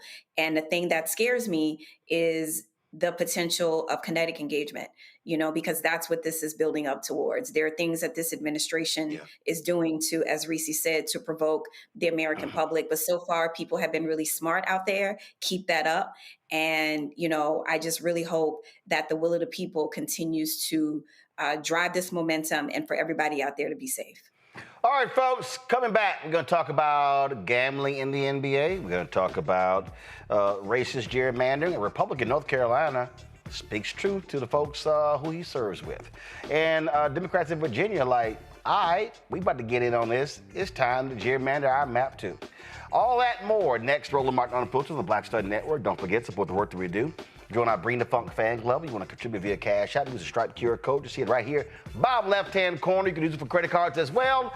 PayPal's R Martin Unfiltered. Venmo's RM Unfiltered. Zelle, Roland at RolandSMartin.com. Roland at RolandMartinUnfiltered.com.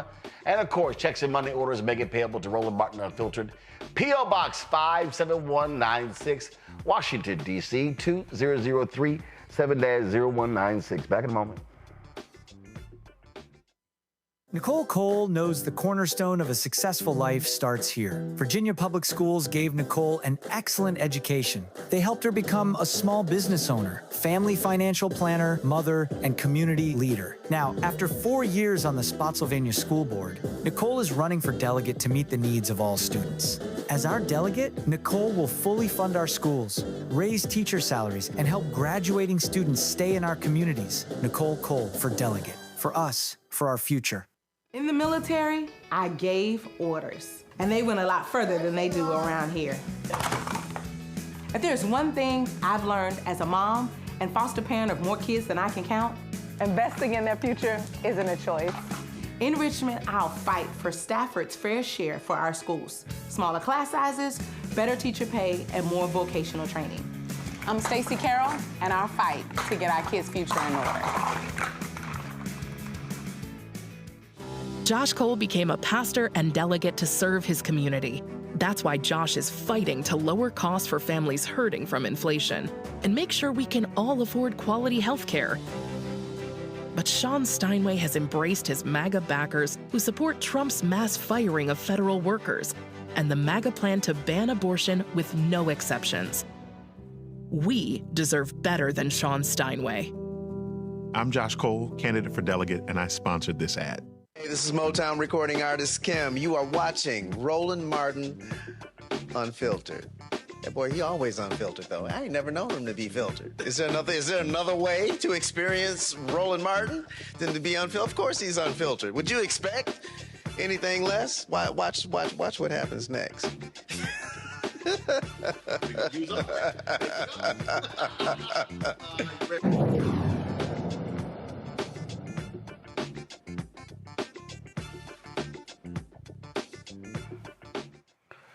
Well, Republicans in North Carolina are saying we're going to suck up to Donald Trump by gerrymandering our maps. And, of course, that didn't sit well to some Democrats there in North Carolina. One of them spoke out on the floor. The Republicans got so mad, they just struck his comments from the record. Now, there are currently 4 Democrats in North Carolina's 14-seat congressional district, but they say, hell, we want one more. So they're going to snatch the seat of Congressman Don Davis, who's African-American, all right, leaving, of course, the state with one, Congresswoman Alma Adams. Well, North Carolina State Senator Michael Garrett delivered an 18-minute speech opposing the Republican bill. And again, they were so mad, they said strike his speech from the record. Here's some of it. Democracy dies when we politicians rig the game, when we draw lines to choose our voters instead of letting our voters choose us, when we admit, and let's be honest, that's exactly what's happening here today, when we admit that we can't win in fair competition. So we'll just change the rules. When we're so afraid of the people's judgment, we rig the system to avoid it. That's not democracy, folks. That's tyranny with a prettier name.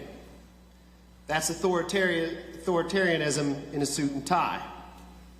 And that's everything these soldiers, marchers, and freedom fighters died to prevent. My colleagues on the other side of the aisle talk about protecting the president's agenda. Let me ask you something. Since when did America exist to support the president's agenda? I thought government was supposed to serve the people. I thought elected officials were supposed to represent their constituents, not take orders from Washington on how to rig maps. I thought we fought a revolution specifically to establish that no one, not a king, not a president, not anyone, is above the will of the people. The president said he's entitled to more seats. Entitled? That word should chill every American to the bone. No elected official is entitled to anything, except the privilege of earning the people's trust. Now, the governor and there cannot veto a redistricting bill because state constitution forbids it. Democrats in Virginia said, yeah, you know what? It's time for us to get in on this game. And so, guess what? They announced that they are going to do the exact same thing. So go to my iPad. This is the New York Times story. Virginia Democrats plan to redraw House maps in redistricting push, and they make it perfectly clear. Virginia Democratic leaders said they are going to do this. Democrats hold 6 of Virginia's 11 congressional seats. They could very well grab 2 or 3 of those now. Of course, Abigail Spanberger, who's running for governor, has not, she actually initially said she would not make this a priority. Something tells me that if she wins, Louise Lucas in the Senate and Don Scott in the House gonna make her make this a priority. This is exactly how Democrats should be responding. What was shameful to me, Nola, was this idiot Republican, I think the Speaker of the House, he goes, well, we're doing this because what they did in California, as if he completely forgot that California did what they did because of what happened in Texas.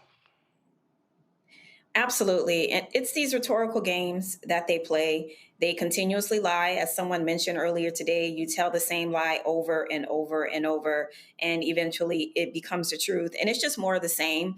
It's not anything that's based in reality. And I'm happy to see the strategy, because like we just talked about in the last segment, we are at the point of this thing, folks, where the Democrats, they have to come out swinging on the offense, because this thing where we are right now, this man is literally bulldozing the White House as if it's his house.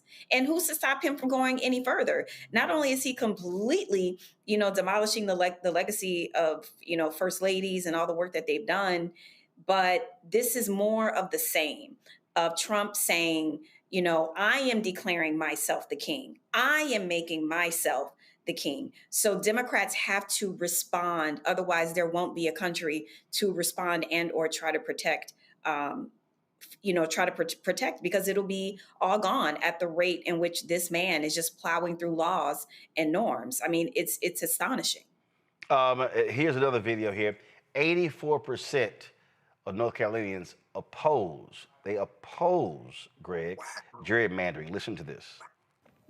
Hello, my name is Raina Walters Morgan. I currently serve as the Vice Chair for Civic Engagement and Voter Participation with the Democratic National Committee, but most importantly, I am a North Carolina resident. We need to tell the truth that this started when President Trump asked the governor of Texas to find seats. Republicans in Texas indicated they hadn't used race in their maps previously, but changed their story, lied under oath when they were asked to find these extra seats.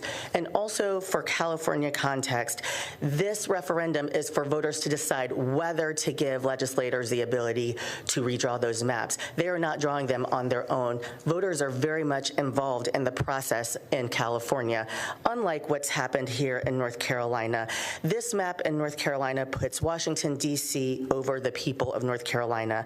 There was a study recently that found, a survey recently that found that 84% of North Carolinians do not think it's acceptable for politicians to draw districts to give their party more power.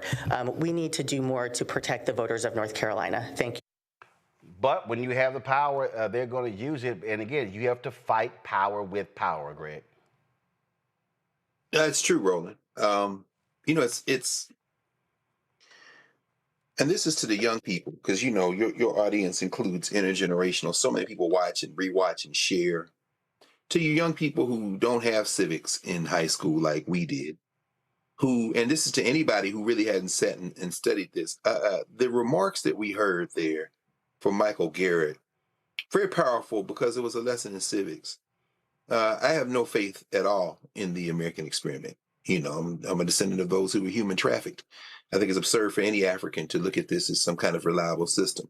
That being said, I have absolute faith in the possibilities of humanity and the human spirit. I just don't wed it to any particular state formation, any particular government, any particular society. But when you hear people talk that way, when you hear someone say, since when did America exist to protect the president's agenda? I would answer him and said, it always existed to protect the president's agenda when it aligned with white supremacy, sir. But theoretically, when you push back in that form, you're inviting us to get off the bench and into the fray, getting off our asses and get into the fight. And on that front, he is absolutely correct. When you follow that with the statistic that you just quoted, which blew my mind when you said it, you know, more than 8 out of every 10 person poll said they're against it.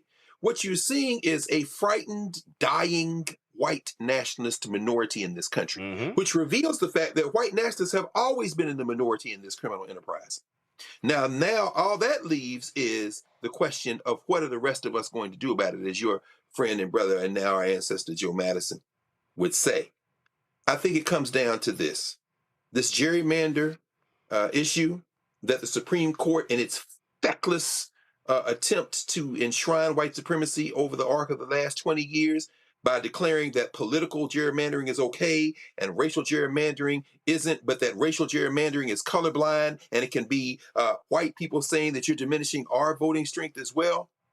I think that the evisceration of the Voting Rights Act and the attempt to shore up this dying white minority, white nationalist minority, is now on the verge of backfiring, because when California has done what it's done, when you hear, as you say, Davis and Lucas in Virginia saying we're going to do this, and apparently they're going to call a meeting on Monday, and I'm sure you will have talked by then to Don Scott. I mean, not Davis and Lucas, but Lucas and Scott. You're probably going to talk to the Speaker Scott, before then, I'm sure, if you haven't already done it. Now all bets are off. Watch what happens. Mitch Daniel in Indiana, no flaming liberal or even centrist. The former governor is like, hey, Indiana, I beg y'all not to do this. Why? Because he can see the future. Every last one of these hillbilly hordes that 20 years ago decided to try to take over the legislatures and try to run this white nationalist thing by giving the federal government a proxy to run white nationalism by taking over the state legislatures, now they can only steal so far. Why? Because when you gerrymander to the extreme, you're putting your other Republican seats in jeopardy. And now at the federal level, see, they love the federal government when they're in charge. When they're against it, they want to dismantle it. And we saw federal spending is up over last year. It hasn't shrunk. It's actually expanded. This zealot who is over at DHS, Honey, who is talking about we're not using voter data to purge the voter rolls of illegals, as they call them. No, you're working with the Department of Justice, very likely, to do just that. They can't rig it. They can't rig it. If everybody starts gerrymandering, they are in deep trouble. This is their last little chance to get past the graveyard on this one. And I think they know that. That's why the thing's getting desperate. And this is why you have to play chess, Reese. What I mean by chess, you know, Democrats have historically not focused on courts. I remember, listen, when Rahm Emanuel was Obama's chief of staff, he was very profane in saying, he said, against shouting at progressives over Supreme Court. He didn't give a damn about the Supreme Court. Well, now we see the result of that. And so here's a perfect example. This is from Democracy Forward in North Carolina. So check this out. In the North Carolina House, Democrats got 51% of the vote statewide. Republicans got 48%. Yet Republicans have 59 of the seats and Democrats just 41. This is because of partisan gerrymandering. Now, let's go to the Senate. Perfect example. Look at this here. Democrats, 50% of the vote statewide, 48. When it came to the Senate seats, it's 60-40. Now, somebody watching saying, well, I mean, they control it. No, this is why 2026, lots of money has to be spent to re-elect Anita Earls to the state Supreme Court. And in 2028, 3 of those Republican seats are up. Democratic donors, strategists should be saying, we are going all out to win those 3 seats. Because if you win those 3 seats, then what you can do, file a lawsuit, have the Supreme Court declare partisan gerrymandering on the state level to be obsolete, forcing maps to be withdrawn. See, that's the chess being played here. Look at what happened in Wisconsin. They mobilized in Wisconsin. They organized in Wisconsin. They raised money in Wisconsin. They won 2 critical Wisconsin Supreme Court seats. And that Wisconsin Supreme Court, Democrats in control, brought back ballot drop boxes. They ruled partisan gerrymandering to be unconstitutional on the congressional level and with the state maps. That's how you change the game. Yeah, that would be like too much like right though.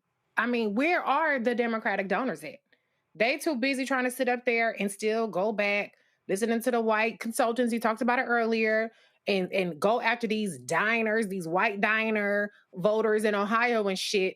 I don't know that we got the people of conscience on our side who's willing to cut the check. They willing to have galas and wear fancy gowns and get nice awards and shit. But who's willing to do the dirty work? Who's willing to really do the nitty gritty stuff? I don't really see it on our side, unfortunately. Pet projects here and there, yes, but the way that Republicans have for decades activated, you can call it dark money, you can call it whatever the hell that you want to call it, but they have activated to solidify power. We don't have that same energy because we have wasted almost a year. I mean, we're coming up in a couple of weeks of a year since Donald Trump won the election. And I don't see a damn difference from Democratic donors that shows that they recognize the gravity of the situation, recognize that with the federal government waging assault on our civil rights, waging assault on our institutions that support the kind of work that support democracy, that support citizenship, they are still, are they with George Clooney and like, Cuomo, where the fuck is y'all at? I don't see nothing from them. I don't think that the cavalry is coming. I don't think that the cavalry is coming from the Democratic donors.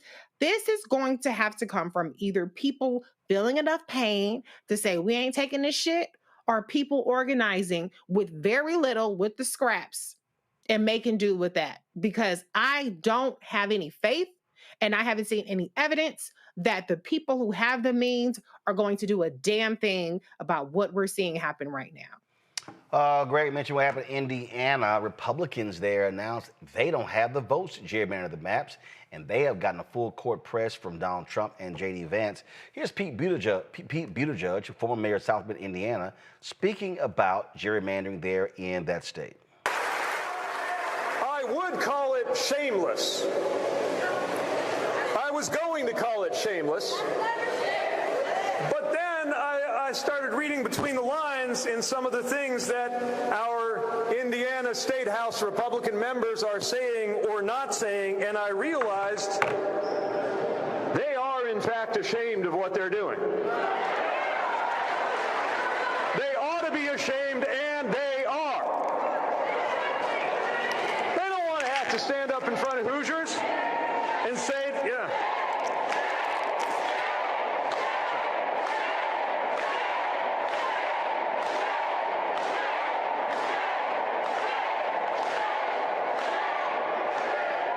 They don't want to have to stand up in front of the people of Indiana and explain why, of all of the things they could do with the power that they have gained by being in these offices, that this is what they did. They don't want to answer for being controlled by Washington like this. And so they're hesitating.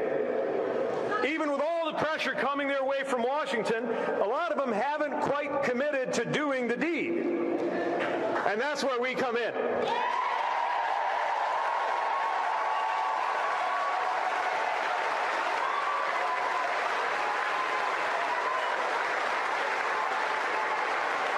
Now is our chance to talk to, yes, get a hold of your legislator, but also get a hold of your conservative cousin who knows just as sure as you do that this is wrong, and have them get a hold of their legislator. It is time for all of us to encourage our Republican friends in this state house to show some backbone before it's too late. Right now, folks, they're not going to stop. They're going to keep going. And I'm telling you, the way to defeat them, also at the ballot box. If we turn out massive numbers, to Greg's point, we can overwhelm them in districts where they are favored on paper.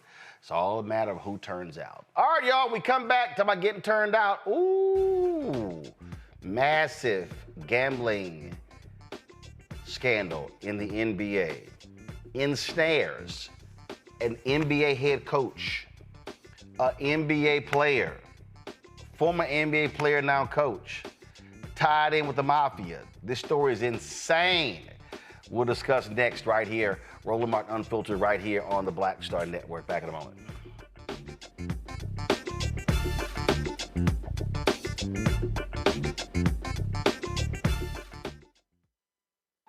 As a pastor, I hear a lot about trips to the doctor, bills piling up, jobs being lost.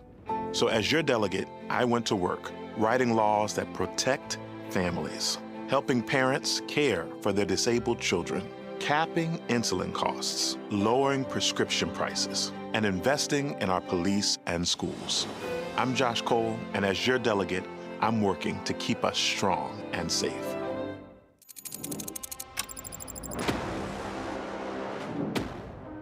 Afrotech, it's a lot of beauty, a lot of brilliance, a lot of intellect, a lot of innovation. Companies that are most diverse are more profitable. We're getting culture, we're getting community, we're getting the best of the best. And not only are we here to greet each other, but we're here to network and to elevate each other. Everybody from all the major tech companies is here, and that means that now everybody's in the same domain.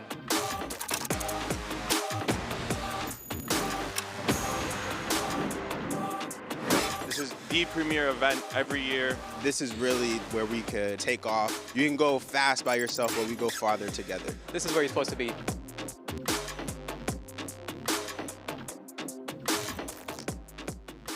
I'm Russell L. Honoré, Lieutenant General, United States Army, retired, and you're watching Roland Martin Unfiltered.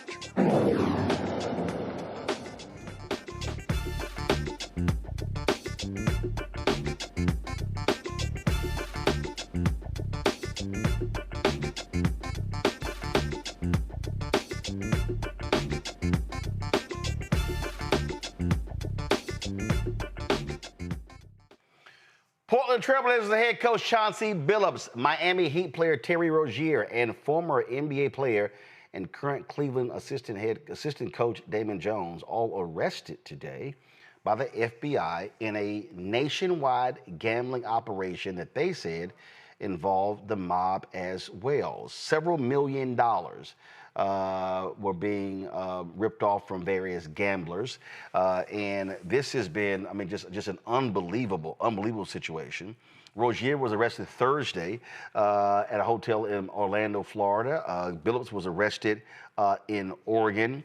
According to the indictment, the defendants, quote, had access to private information known by NBA players or NBA coaches that would have affected the outcome of games. This was the announcement today in New York City. Today, we are here in New York to announce a historic arrest across a wide-sweeping criminal enterprise that envelops both the NBA and La Casa Nostra. FBI Director Kash Patel said on Thursday that more than 30 people have been arrested in a major illegal gambling investigation that stretched across the country. Among those charged are Chauncey Billups, an NBA Hall of Famer and head coach of the Portland Trailblazers. And All right, let's check this out. Now, Billups was not charged in this indictment, but he was called a co-conspirator, passing on information to gamblers that the Trailblazers were tanking games in order to get a high draft pick, and so people would then bet based upon those games. Billups and Rozier have been indicted on wire fraud conspiracy and money laundering conspiracy charges. What makes it even crazier, Billups was arrested as being part of an underground poker games that were backed by mafia families where they actually had x-rays on the table. This is an absolutely unbelievable story. Billups, as well as Rozier, have been suspended, placed on leave by the NBA as a result of this. You're talking about point shaving, sharing of information left and right.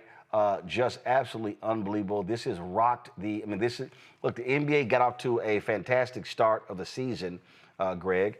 Opening night, the Oklahoma City Thunder playing my Houston Rockets. Game goes to double overtime. It's on NBC. Folks are all excited. Then all of a sudden this here. Now here's what's also crazy in this story, Greg.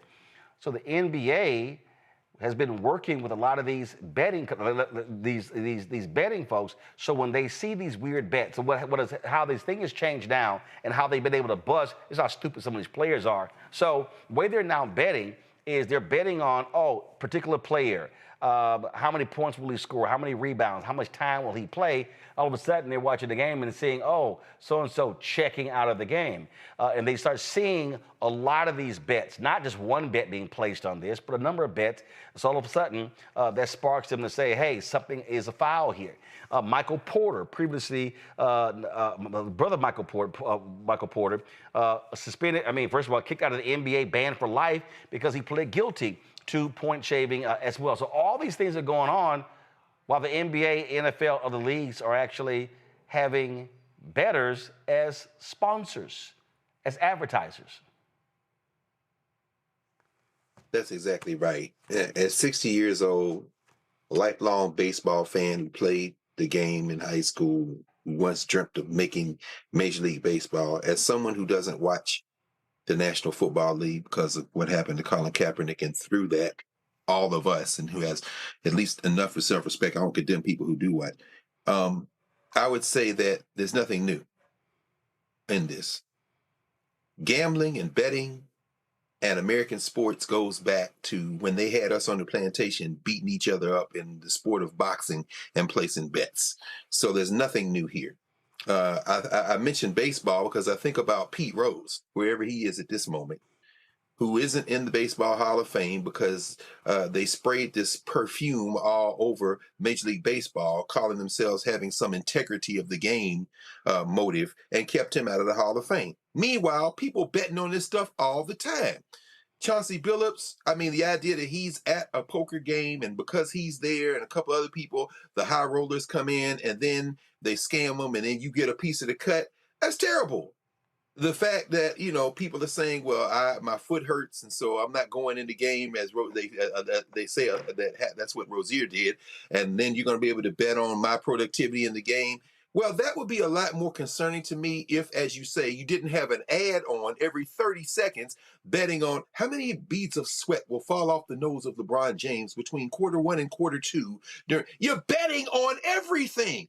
I don't think it is possible. And by the way, Kash Patel, who just loves the cosplay, don't they all love the cosplay with his little FBI windbreaker on? It's La Cosa Nostra, not La Casa Nostra, but then you're an idiot. So therefore, I can forgive you on that. Listen, you work for the biggest criminal in the world right now. His name is Donald John Trump. The idea that any of this stuff can be washed into an integrity of the game, we're way past that. If you want to put these guys in jail, if you want to indict them, fine. But it's not going to, you can't ignore the fact that, forget the pro sports in terms of the official pro sports, They're paying what's the cap rolling at the University of Texas now for an offensive lineman? Is it $800,000? Actually, something like that. Well, actually, I think I saw a chart. University of Texas second highest in terms of their paying players. Ohio State's 1. UT, I think it's Texas is 2 or 3. Roland, I guess I just end with the question for you, brother, and for all of us.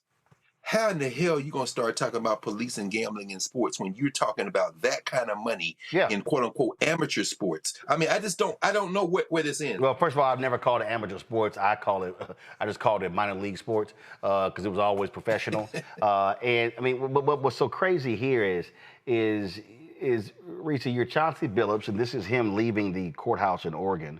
It's like, dude, you're making in excess of $5 million as an NBA head coach. Granted, these are allegations, and you are putting understand, he literally could be kicked out of the, not have anything to do with the NBA for the rest of his life. You're talking about forget, because before he was a broadcaster. You ain't broadcasting, you ain't coaching, you ain't signing, you ain't showing up at any arena, and so this is serious here. And it was this investigation also did not start in the last 6 months. This has been going on for several years. Yeah, I mean, if the alleged conduct is true, it's indefensible, it's irresponsible, it's reckless, and it's unnecessary.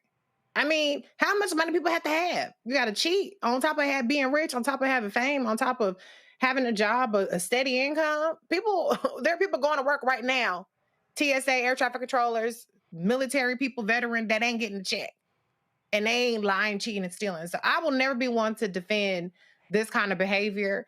But what I will say is, while y'all investigating gambling and all this other kind of shit, investigate the stock market, investigate all the motherfuckers who made money because Donald Trump said, today is a good day to buy the stock market, because he was timing his tariff announcement. Oh, absolutely. Absolutely. Very, very strategically. Let's investigate that too. Let's investigate all this crypto that Donald Trump is involved in. Right. These little Bitcoins and meme coins and all that shit. Let's investigate that too. Let's investigate what Cash Patel is doing in terms of his expense report. And is he paying back all these flights he's catching to sit courtside here and sit in this suite in this box? Let's investigate if he's receiving improper gifts, if he's paying market value for these tickets at all these sporting events, because I didn't think that the FBI paid that much. So let's make sure that you investigate everybody and every kind of gambling, every kind of speculation. Let's investigate everybody. But we know that in Donald Trump's America, you ain't getting no pass if you black. Make sure your paperwork is together. Make sure you ain't got nothing that they can get you on, because they'll still lie and cheat and make up some shit. Tish James, Lisa Cook, I can name more. But to the extent that you don't have to give them something, don't give them to them. Don't make it easy on them. Well, check this out, Nola. This poker player named Matt Berkey, 2 years ago in a podcast, talked about this very thing that they were indicted for. Check this out. Adam K. It is. There are a lot of stories about it. There's one that cropped up. This must have been like 5 years ago, 2019-ish, I think, 4 years ago, where there was this game. It started in LA and then it came to Vegas for a few days, and it was all built around Chauncey Billups. And I had heard about the game, and the person who told me about it was like, look, I know the game runners. I'm telling you 100% this game is on the up and up. And I was like, well, I know a lot of the people that are involved, and I'm telling you 100% that it is not on the up and up. Yeah. And, we kind of went back and forth, and I agreed that, like, I just wasn't going to go play it. But I had some friends who went and played it both in LA and in Vegas. And it obviously, like, was for sure confirmed to be cheated. Mm-hmm. Like, people who clearly didn't even understand the rules of No Limit Hold'em are just, like, jamming hundreds of big blinds in with, like, a gutty and then just drilling it. Yeah. Only the pros are losing. Like, how is it figured out? Like, it just... I can't remember if this was the game where... No. Over the loudspeaker? Yeah. No. Okay. That was Peart. Oh, okay. Well, it's still, I mean, it's not like Chauncey and Pierce don't know each other. You know? I mean, that right there, I mean, the guy was talking about how these games are rigged. And again, when you start talking about, when you hear phrases like NBA player, coaches, mafia in the same headline, that is not what the NBA wants to be talking about. Not at all, because Roland, to your point, everybody was excited that the NBA was back. Charles Barkley was in rare form. Is he on Ozempic?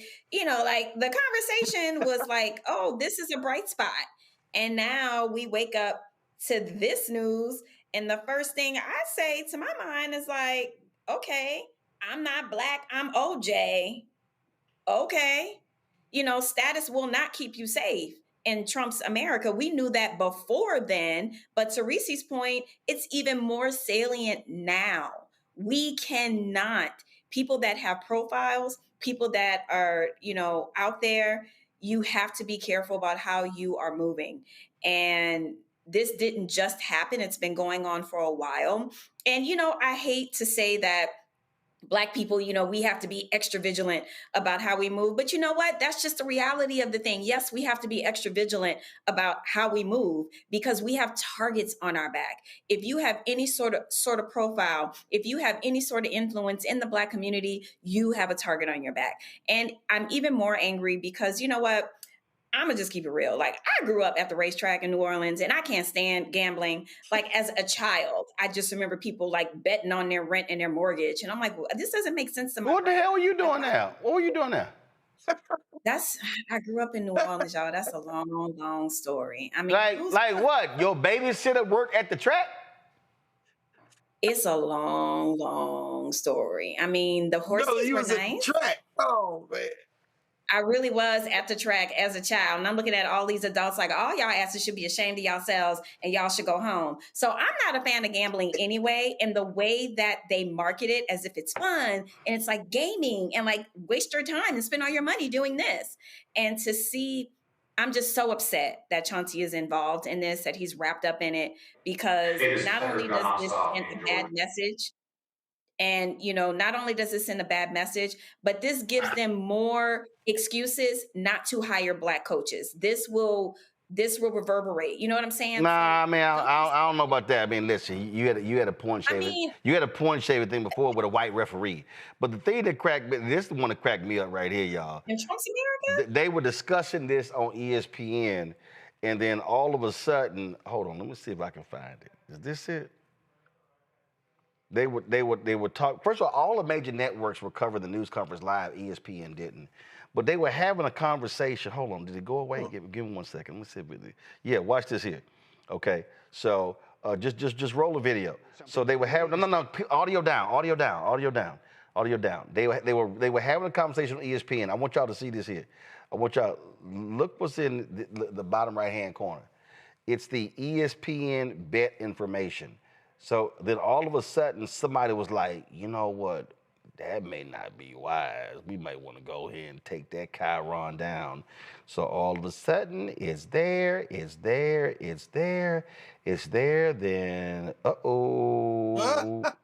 we might want to, let's go ahead and drop the lower third. There it went right there. I mean, so here, I mean, that tells you all you.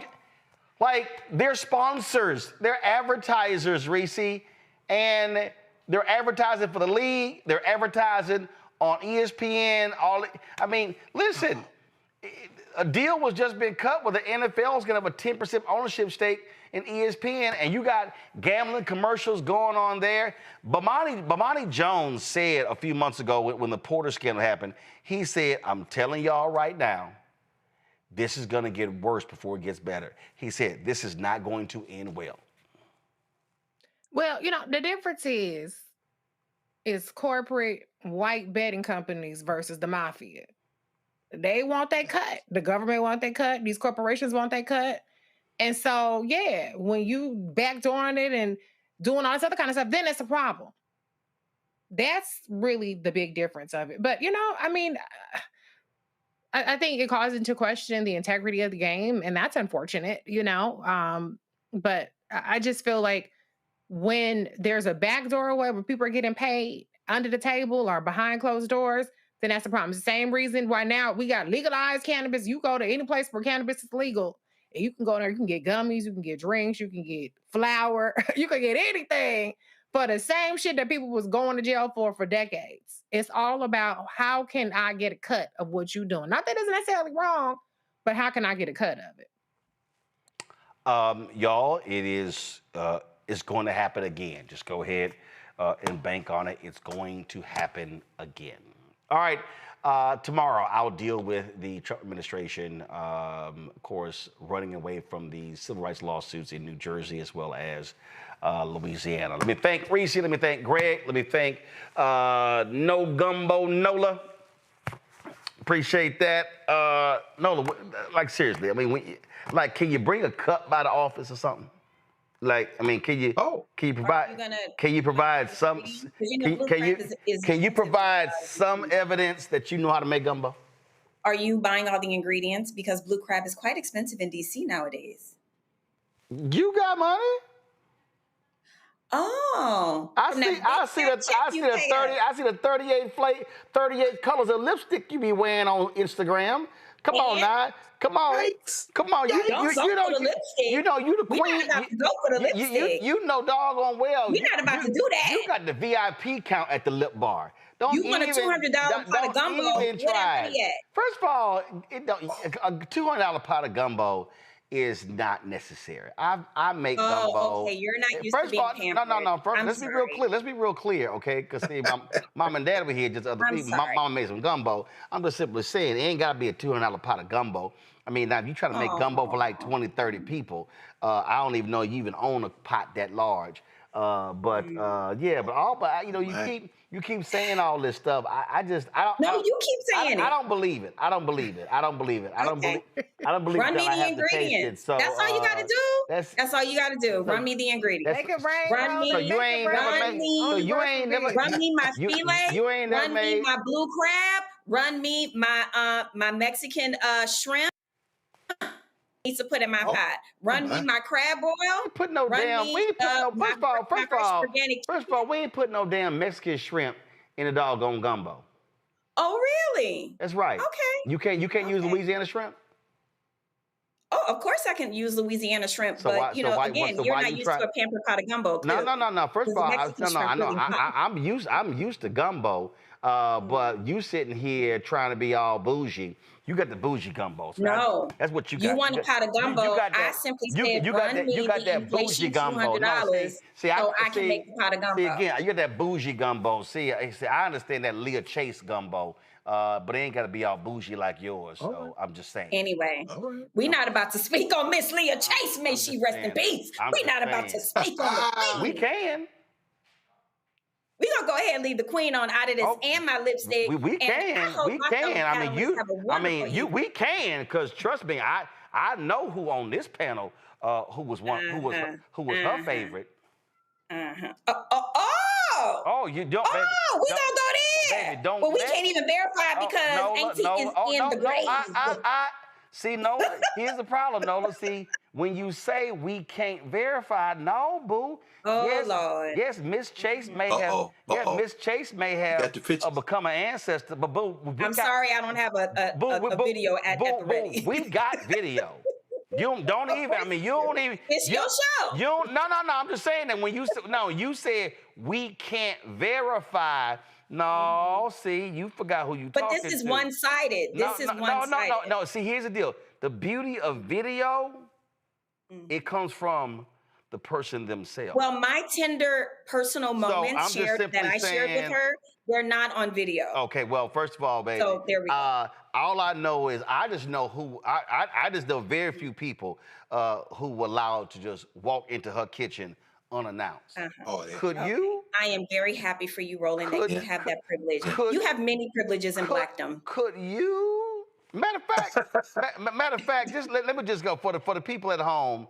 Here we go. For the people at home, control room. Why don't y'all just go ahead and roll? This is for Nola. Roll this, please. Oh, Lord. Oh, God.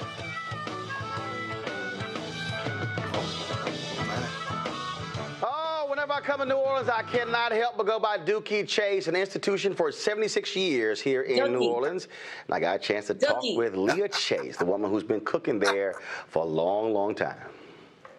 We in Dookie Chase. Where's the chef of the house? I know she cooking something, because every time I come here, I find her in the kitchen. Where's she at? Yeah, I'm not looking for her. She ain't that tall, so. Let's see. How you doing? What's going on? How you doing? You all good?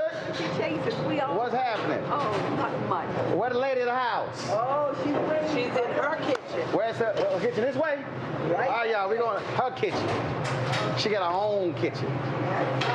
All right. Right here we go. What's happening?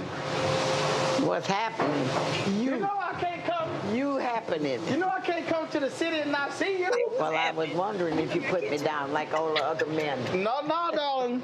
How you doing? All the other men put me down. You know, when you get old, they put you down. Well, no, every time I come here, I got to come say, hey. All right. I decided to bring the cameras this time. You always bring your intimidating machine. They're not intimidating. They just always there. They tell the truth. That's right. That's right. What you got? What you up to? Everything, man. Everything I'm up to. I'm getting ready to make a big pot of gumbo, and all right. I cooked my lunch. Got some tomato basil soup over there. All right. Is this cabbage? Cabbage. All right then. One of the few vegetables I actually eat. Oh no! Don't tell me you eat cabbage. I eat cabbage. I only eat like 3 of them. Oh, shame on you. Nothing like a good vegetable. Well, you know, and it's perfect too, because I've been on this 10-day green smoothie cleanse for the last 10 days. So it officially ends tomorrow, so I can actually eat real food. All right. So yeah, timed to coincide with coming to New Orleans. All right, but in New Orleans, you know, we don't serve calories. You can eat whatever you want.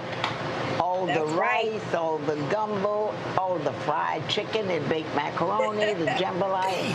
Yeah, but the problem is the clothes you brought, you're not going to be able to fit to wear to the concert. Well, whose problem is that?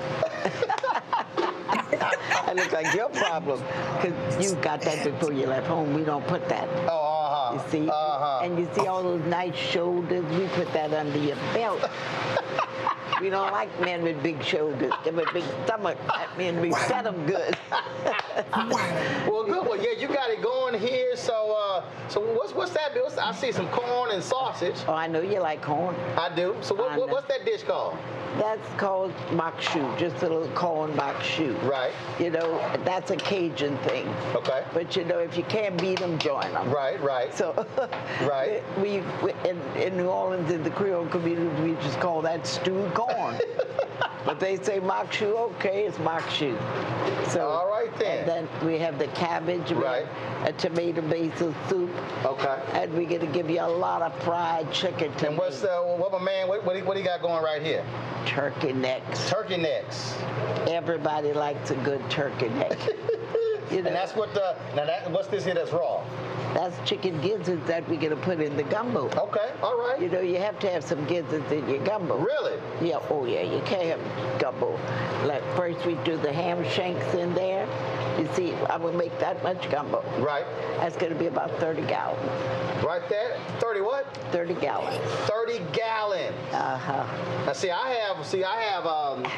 I can't make small pots of gumbo in my house. You so can't? I can't. That little 5-quart pot, I can't. So I have a 20-quart pot. I have 2 40-quart pots, and the 60-quart. We had to cook that outside. Yeah, because you don't have a big enough kitchen. Oh yeah, no. If I cooked it outside with the Bunsen burner. Yeah. But do you know how to make a gumbo? You know how to make gumbo. All right. Oh my goodness, absolutely. All right. And I like mine spicy.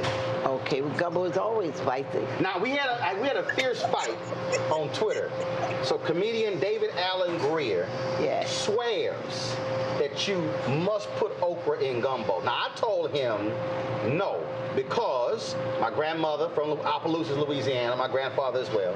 I said the problem with okra when you put it in gumbo, okra is slimy. I said so if you want it, you fix it separate, then put it in that bowl, but you don't put it in the big pot. Well, that all depends on what you're going to do. Okay. Don't go around here telling people okra gumbo is slimy. It is not. It's because you do not know how to cook it. Well, if it stays, I'm saying after it's in the pot. No, it will not. You just got to slow cook it and cook the okra good. Okay. And I cook okra every day, not slimy. But do you put okra in your gumbo? Not in this gumbo. But tomorrow I will make that much okra gumbo. Okay. So all I will have in that okra gumbo tomorrow is shrimp. And maybe I'll put some crab. But you can make okra gumbo, but okra is a thickener. Right. So we don't use that. We use filet, which is the ground sassafras leaf. Right. See, I use filet. So you and see also I like to keep mine simple. So I use sausage, chicken, shrimp. Now my grandmother used hen. Only problem with that hen a little tough. But it boils in that gumbo, and boy, does it give the flavor. That's true. Grandma was right. Now, what my dad does when he makes gumbo, and he taught me this, so some people like to have frozen shrimp because it's bigger and quicker. But what he does is he also gets the fresh shrimp. With the heads. Well, no, what he does is we devein it, take the shells off, we then boil the shells, and then take the juice from that and put that in the pot. That's good. Now, I'll tell you one thing better that I do, telling him everything, that he'll be running me out of business after a while. I take those shells and those heads, put them in a pot with a little butter, and let them cook down. Put a little water in them. Then I put them in a blender. Shells, everything in a blender. Let them blend, then strain it off. That is like you blend the heads and the shells, and then you strain it. You put it in the strainer, and then you got powerful flavor there. You can do that. No, I haven't tried that because you don't know how to cook. Come on, TT, tell it. Your grandmother knows how to cook, but you don't know how to cook. My grandmother, God rest her soul, she actually could burn in the kitchen. My grandfather too. Yeah. Oh, really? Oh, yeah. Well, in my neck of the woods, men didn't cook. Oh, no. All the men cook in my family. We don't want women in our kitchen. Oh, no? No. My mom taught my dad how to make gumbo and dirty rice. She can't even touch him now. She doesn't even. She doesn't even. If my mama cooked now, that's a miracle. My dad does all the cooking. Isn't that wonderful? That's right. I think that's a nice thing to men to do, but in my day, men were not allowed in the kitchen. Oh, no. Go out there, plow the field, dig the ground, do whatever you got to do. My grandmother had a catering business, so my dad cooked. My brother now runs our family catering business. He's an executive chef in Houston. So good. I used to cook more, but I'm too busy now. So that way, when I go home, in Houston, they do all the cooking. Nothing in Houston but oxtails. No. I'm trying to tell you, my daddy. Okay, I'm gonna bring my daddy back next time I come, and I'm telling you, you're gonna say, let him cook with me. I would see how good he can cook. I'm trying to tell you. That's a bet. Weekdays on TV One. I will never lie to you. All right, y'all. So we had a. She got you, man. We had a sit-down conversation. We had a lot more. We had together. So y'all remember when she passed away in June 2019? We did a 2.5. We did a 2.5-hour tribute. Y'all can go to our YouTube channel. Y'all can see the tribute. Yeah. It was fantastic. Hey, Roland. Yeah. You was burning at that tribute, man. What's your brother Kwame? You had all the chefs come in. Oh yeah. No, maybe if you front Nola, maybe we can reenact that. You can bring that gumbo in. Ain't they got a big stove back there? It ain't good enough. She ain't doing that. She ain't doing that. That hot sauce is the business, baby. All of that adds on up in inflation Trump town, baby. I don't know what y'all think the prices are like at the grocery store. Anyway, this is the video of the tribute we did to the Queen of Creole cuisine. Yeah. It was a fantastic conversation. The dinner party we had. So I'll say this here. Are we gonna do? I'm still deciding. I don't think I'm going to do it. I'm still deciding whether I was going to do an election night special. No. You gonna have food? No, we're not. No. So here's the deal. We're not going to do an election night special because on November 6th we are having a special show. with Bishop William Barber and others on white Christian nationalism. So, oh yeah, we're gonna have a special show. So I might do gumbo that night. I don't know, because last time we had cupcakes. I might. No, first of all, you take your little shady little ass. You take your little shady little ass. Okay, last time we got together, I had to leave. So And he ran out the door. because I had to go catch a damn plane. Yeah. You got that right. Yeah. I had to go. Got a cocktail in sight. I had to go. See? At least you had some cupcakes. I was missing the crab cakes. Huh? You did? Right? Say it again, Reese. Yeah. I said I was missing the crab cakes. You normally have little crab cakes and crab cakes. I understand, but brother had to go. Brother had to go. All right, so I might do that. I might do that when we get together for that special. And I'm still deciding. You know what I might do is because see, we were gonna do it here. I might even decide to have a studio audience. You know what? I might do that. So we're gonna have it. You need us for this? Huh? You need us when you trying to figure out that show? He's brainstorming. He figuring it out. Yeah. See, sometimes you stop running your. See, sometimes you stop running your mouth. See, and let things like. See, this is when you know you ain't no good cook. Cause see, a cook will let things, as Greg said, let it marinate. Let that crock pot thing going. So I'm sitting here. So let's just be real clear. If I decide to go ahead and do gumbo that night, Reese, I'm gonna invite you. I'm gonna invite Greg, but we know who not gonna get invited because you know. Oh no! I'm not coming if Nola can't come. There we go. Okay. There we go. Okay, I see. got solidarity Okay, Greg, I see you, Greg. All right. Hey, she can bring a pot. Can't you bring a pot, Nola? You can bring the pot of gumbo. She can't bring gumbo. Can you make it about a six? She can't bring no pot. She can't. Like I said, my offer is I will cook when the ingredients are bought. That is my offer. And that right there, that tells you that child ain't no real cook. All right, I gotta go. I'll think about it. I'll think about. Absolutely. I'm King Patty. It's the buying and cooking gumbo for all y'alls. You hear this man? Baby, listen, I told you. People want to know. I got 2 40-quart pots. Run me. What you got? Run me the inflation 200. What you got? Oh my. The inflation 200. What you got? I know what I got, which is why I'm never bothered, baby. We know your gumbo product got is thin amount of meat.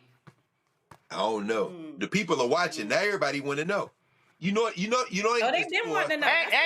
Ain't nothing worse than somebody making some gumbo and all you got in your bowl is 1 shrimp, 1 andouille sausage. That's why you gotta run them coins. You gotta run the coins. Oh no. My gumbo ain't never had a shortage. Of meat. That ain't never been a problem. You gotta Venmo, Zelle, PayPal, run them down. Yeah, it might have to. When you beefing with Don Cheadle one time? I forget. Oh no, it was. If everybody want to know, y'all just go. Y'all gotta do is y'all gotta go to Twitter and type in #GumboWars. #GumboWars. Yo, it was Don Cheadle. It was David Allen Greer. Keisha Lance Bottoms put her little thing in there. And we just like Keisha gone with your Zetarans. Everybody was catching strays. I'm talking about.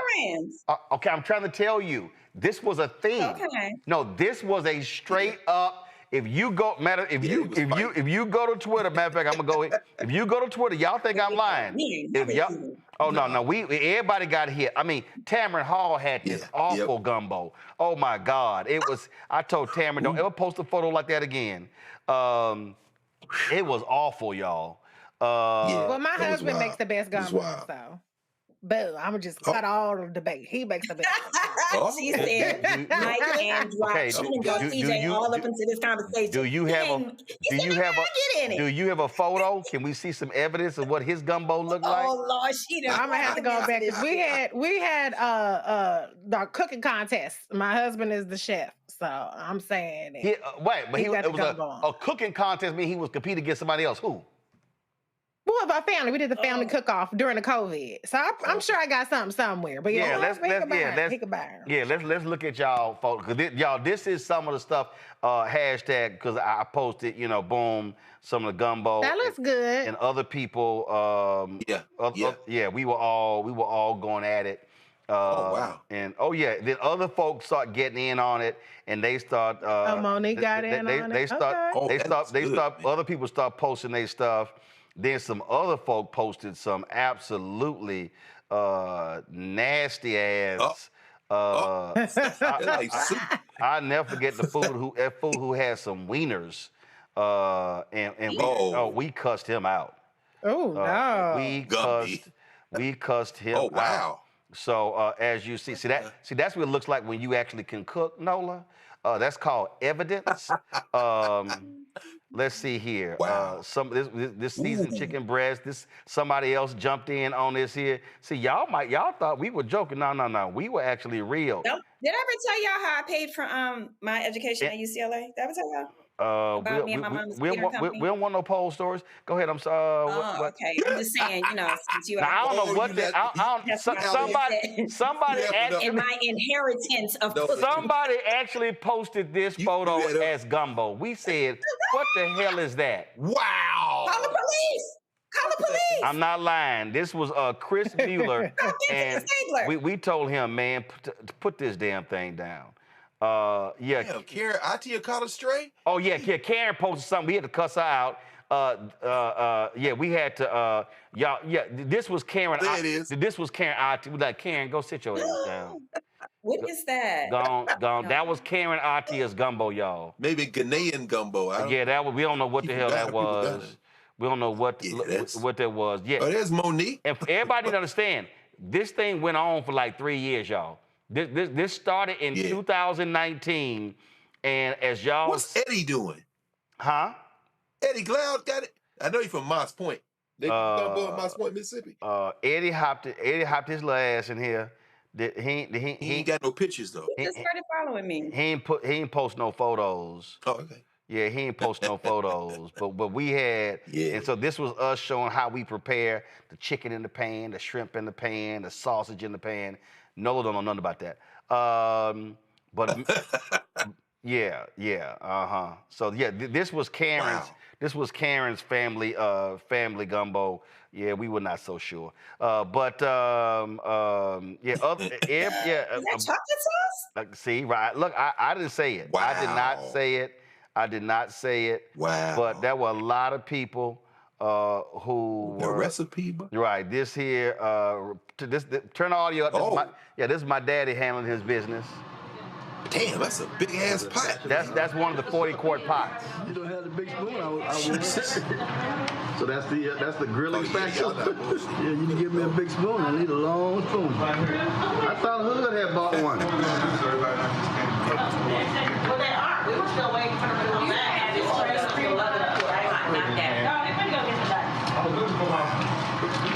So that's a 40-quart. That's a 40-quart right there, baby. That's how we do it, Nola. What you got? What you got, Nola? From New Orleans. I ain't talking about it. I'm going to be about it. Come on, Nola from Nola. What you got? No, I'm sorry. I was just missing my mom in that moment because we always cook together. So I understand. But that's the love. But I still want to see something. I want to see some photos, some videos, something. That's beautiful. That's beautiful. Okay. Boy, this show is black as hell. I can smell that. It really is. Now Can we go now? Damn. And Greg, here's what's crazy, Greg. That photo I posted, that video of my dad, that was December 24th. Hell, we did another one 7 days later. Oh Lord! Wow. Wait a minute. Where did y'all? What? I told y'all I had gumbo before I had breast milk. Wow.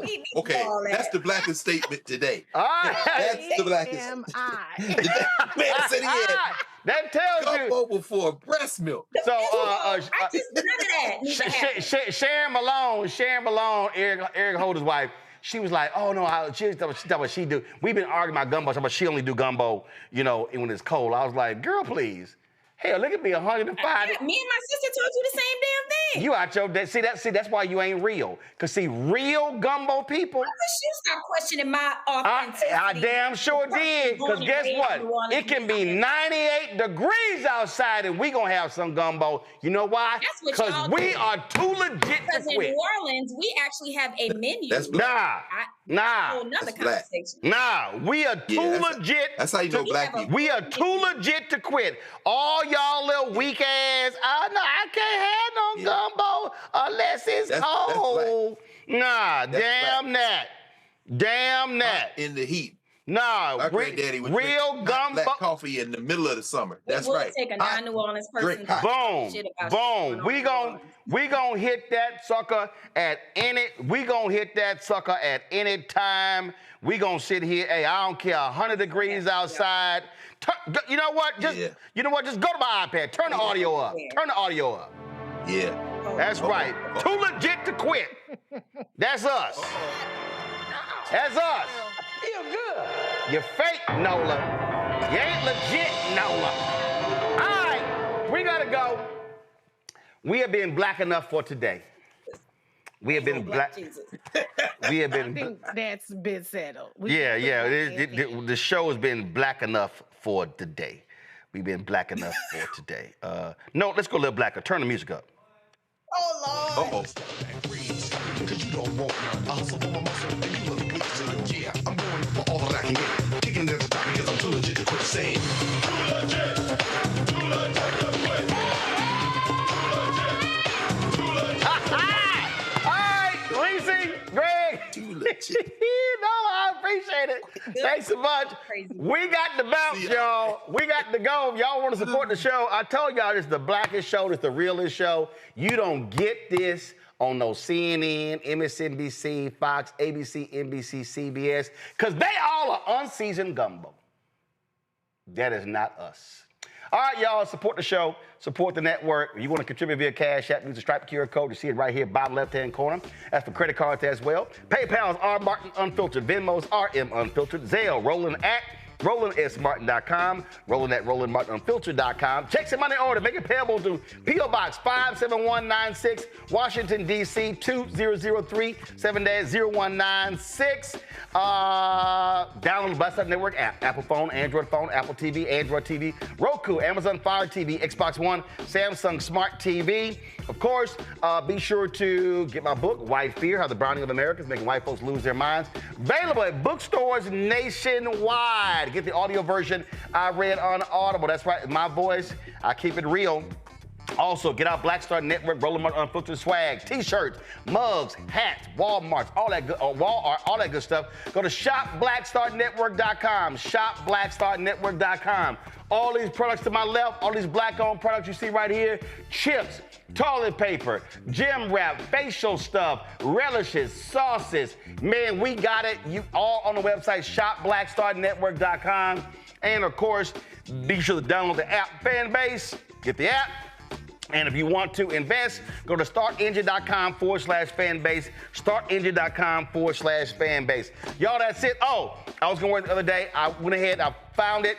My Wilberforce University shirt. Shout out to Wilberforce University. President Van Newkirk Sr. Shout out. I enjoyed giving the commencement speech. Can't wait to be back. I wore Central State the other day. And so, y'all let me know on social media who y'all want me to rock tomorrow. I had Savannah State on yesterday. So, who's going to be North Carolina Central, Claflin, Morehouse, Edward Waters, Arkansas Pine Bluff, and you know what? Texas Southern University still, you know who ain't sent me no gear?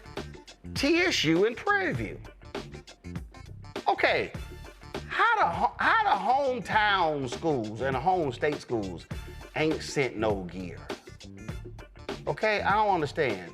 TSU Prairie View, man, y'all gonna, you know what? I'm gonna have to send a text message right now to the chair of the board of directors at TSU. Y'all gotta send a brother some gear. I'm simply saying. Everybody, look at TSU. Y'all across the street from Jack Yates High School. I'm just saying. All right, y'all, that's it. I gotta go. I'll see y'all tomorrow right here, Roland Martin Unfiltered on the Black Star Network.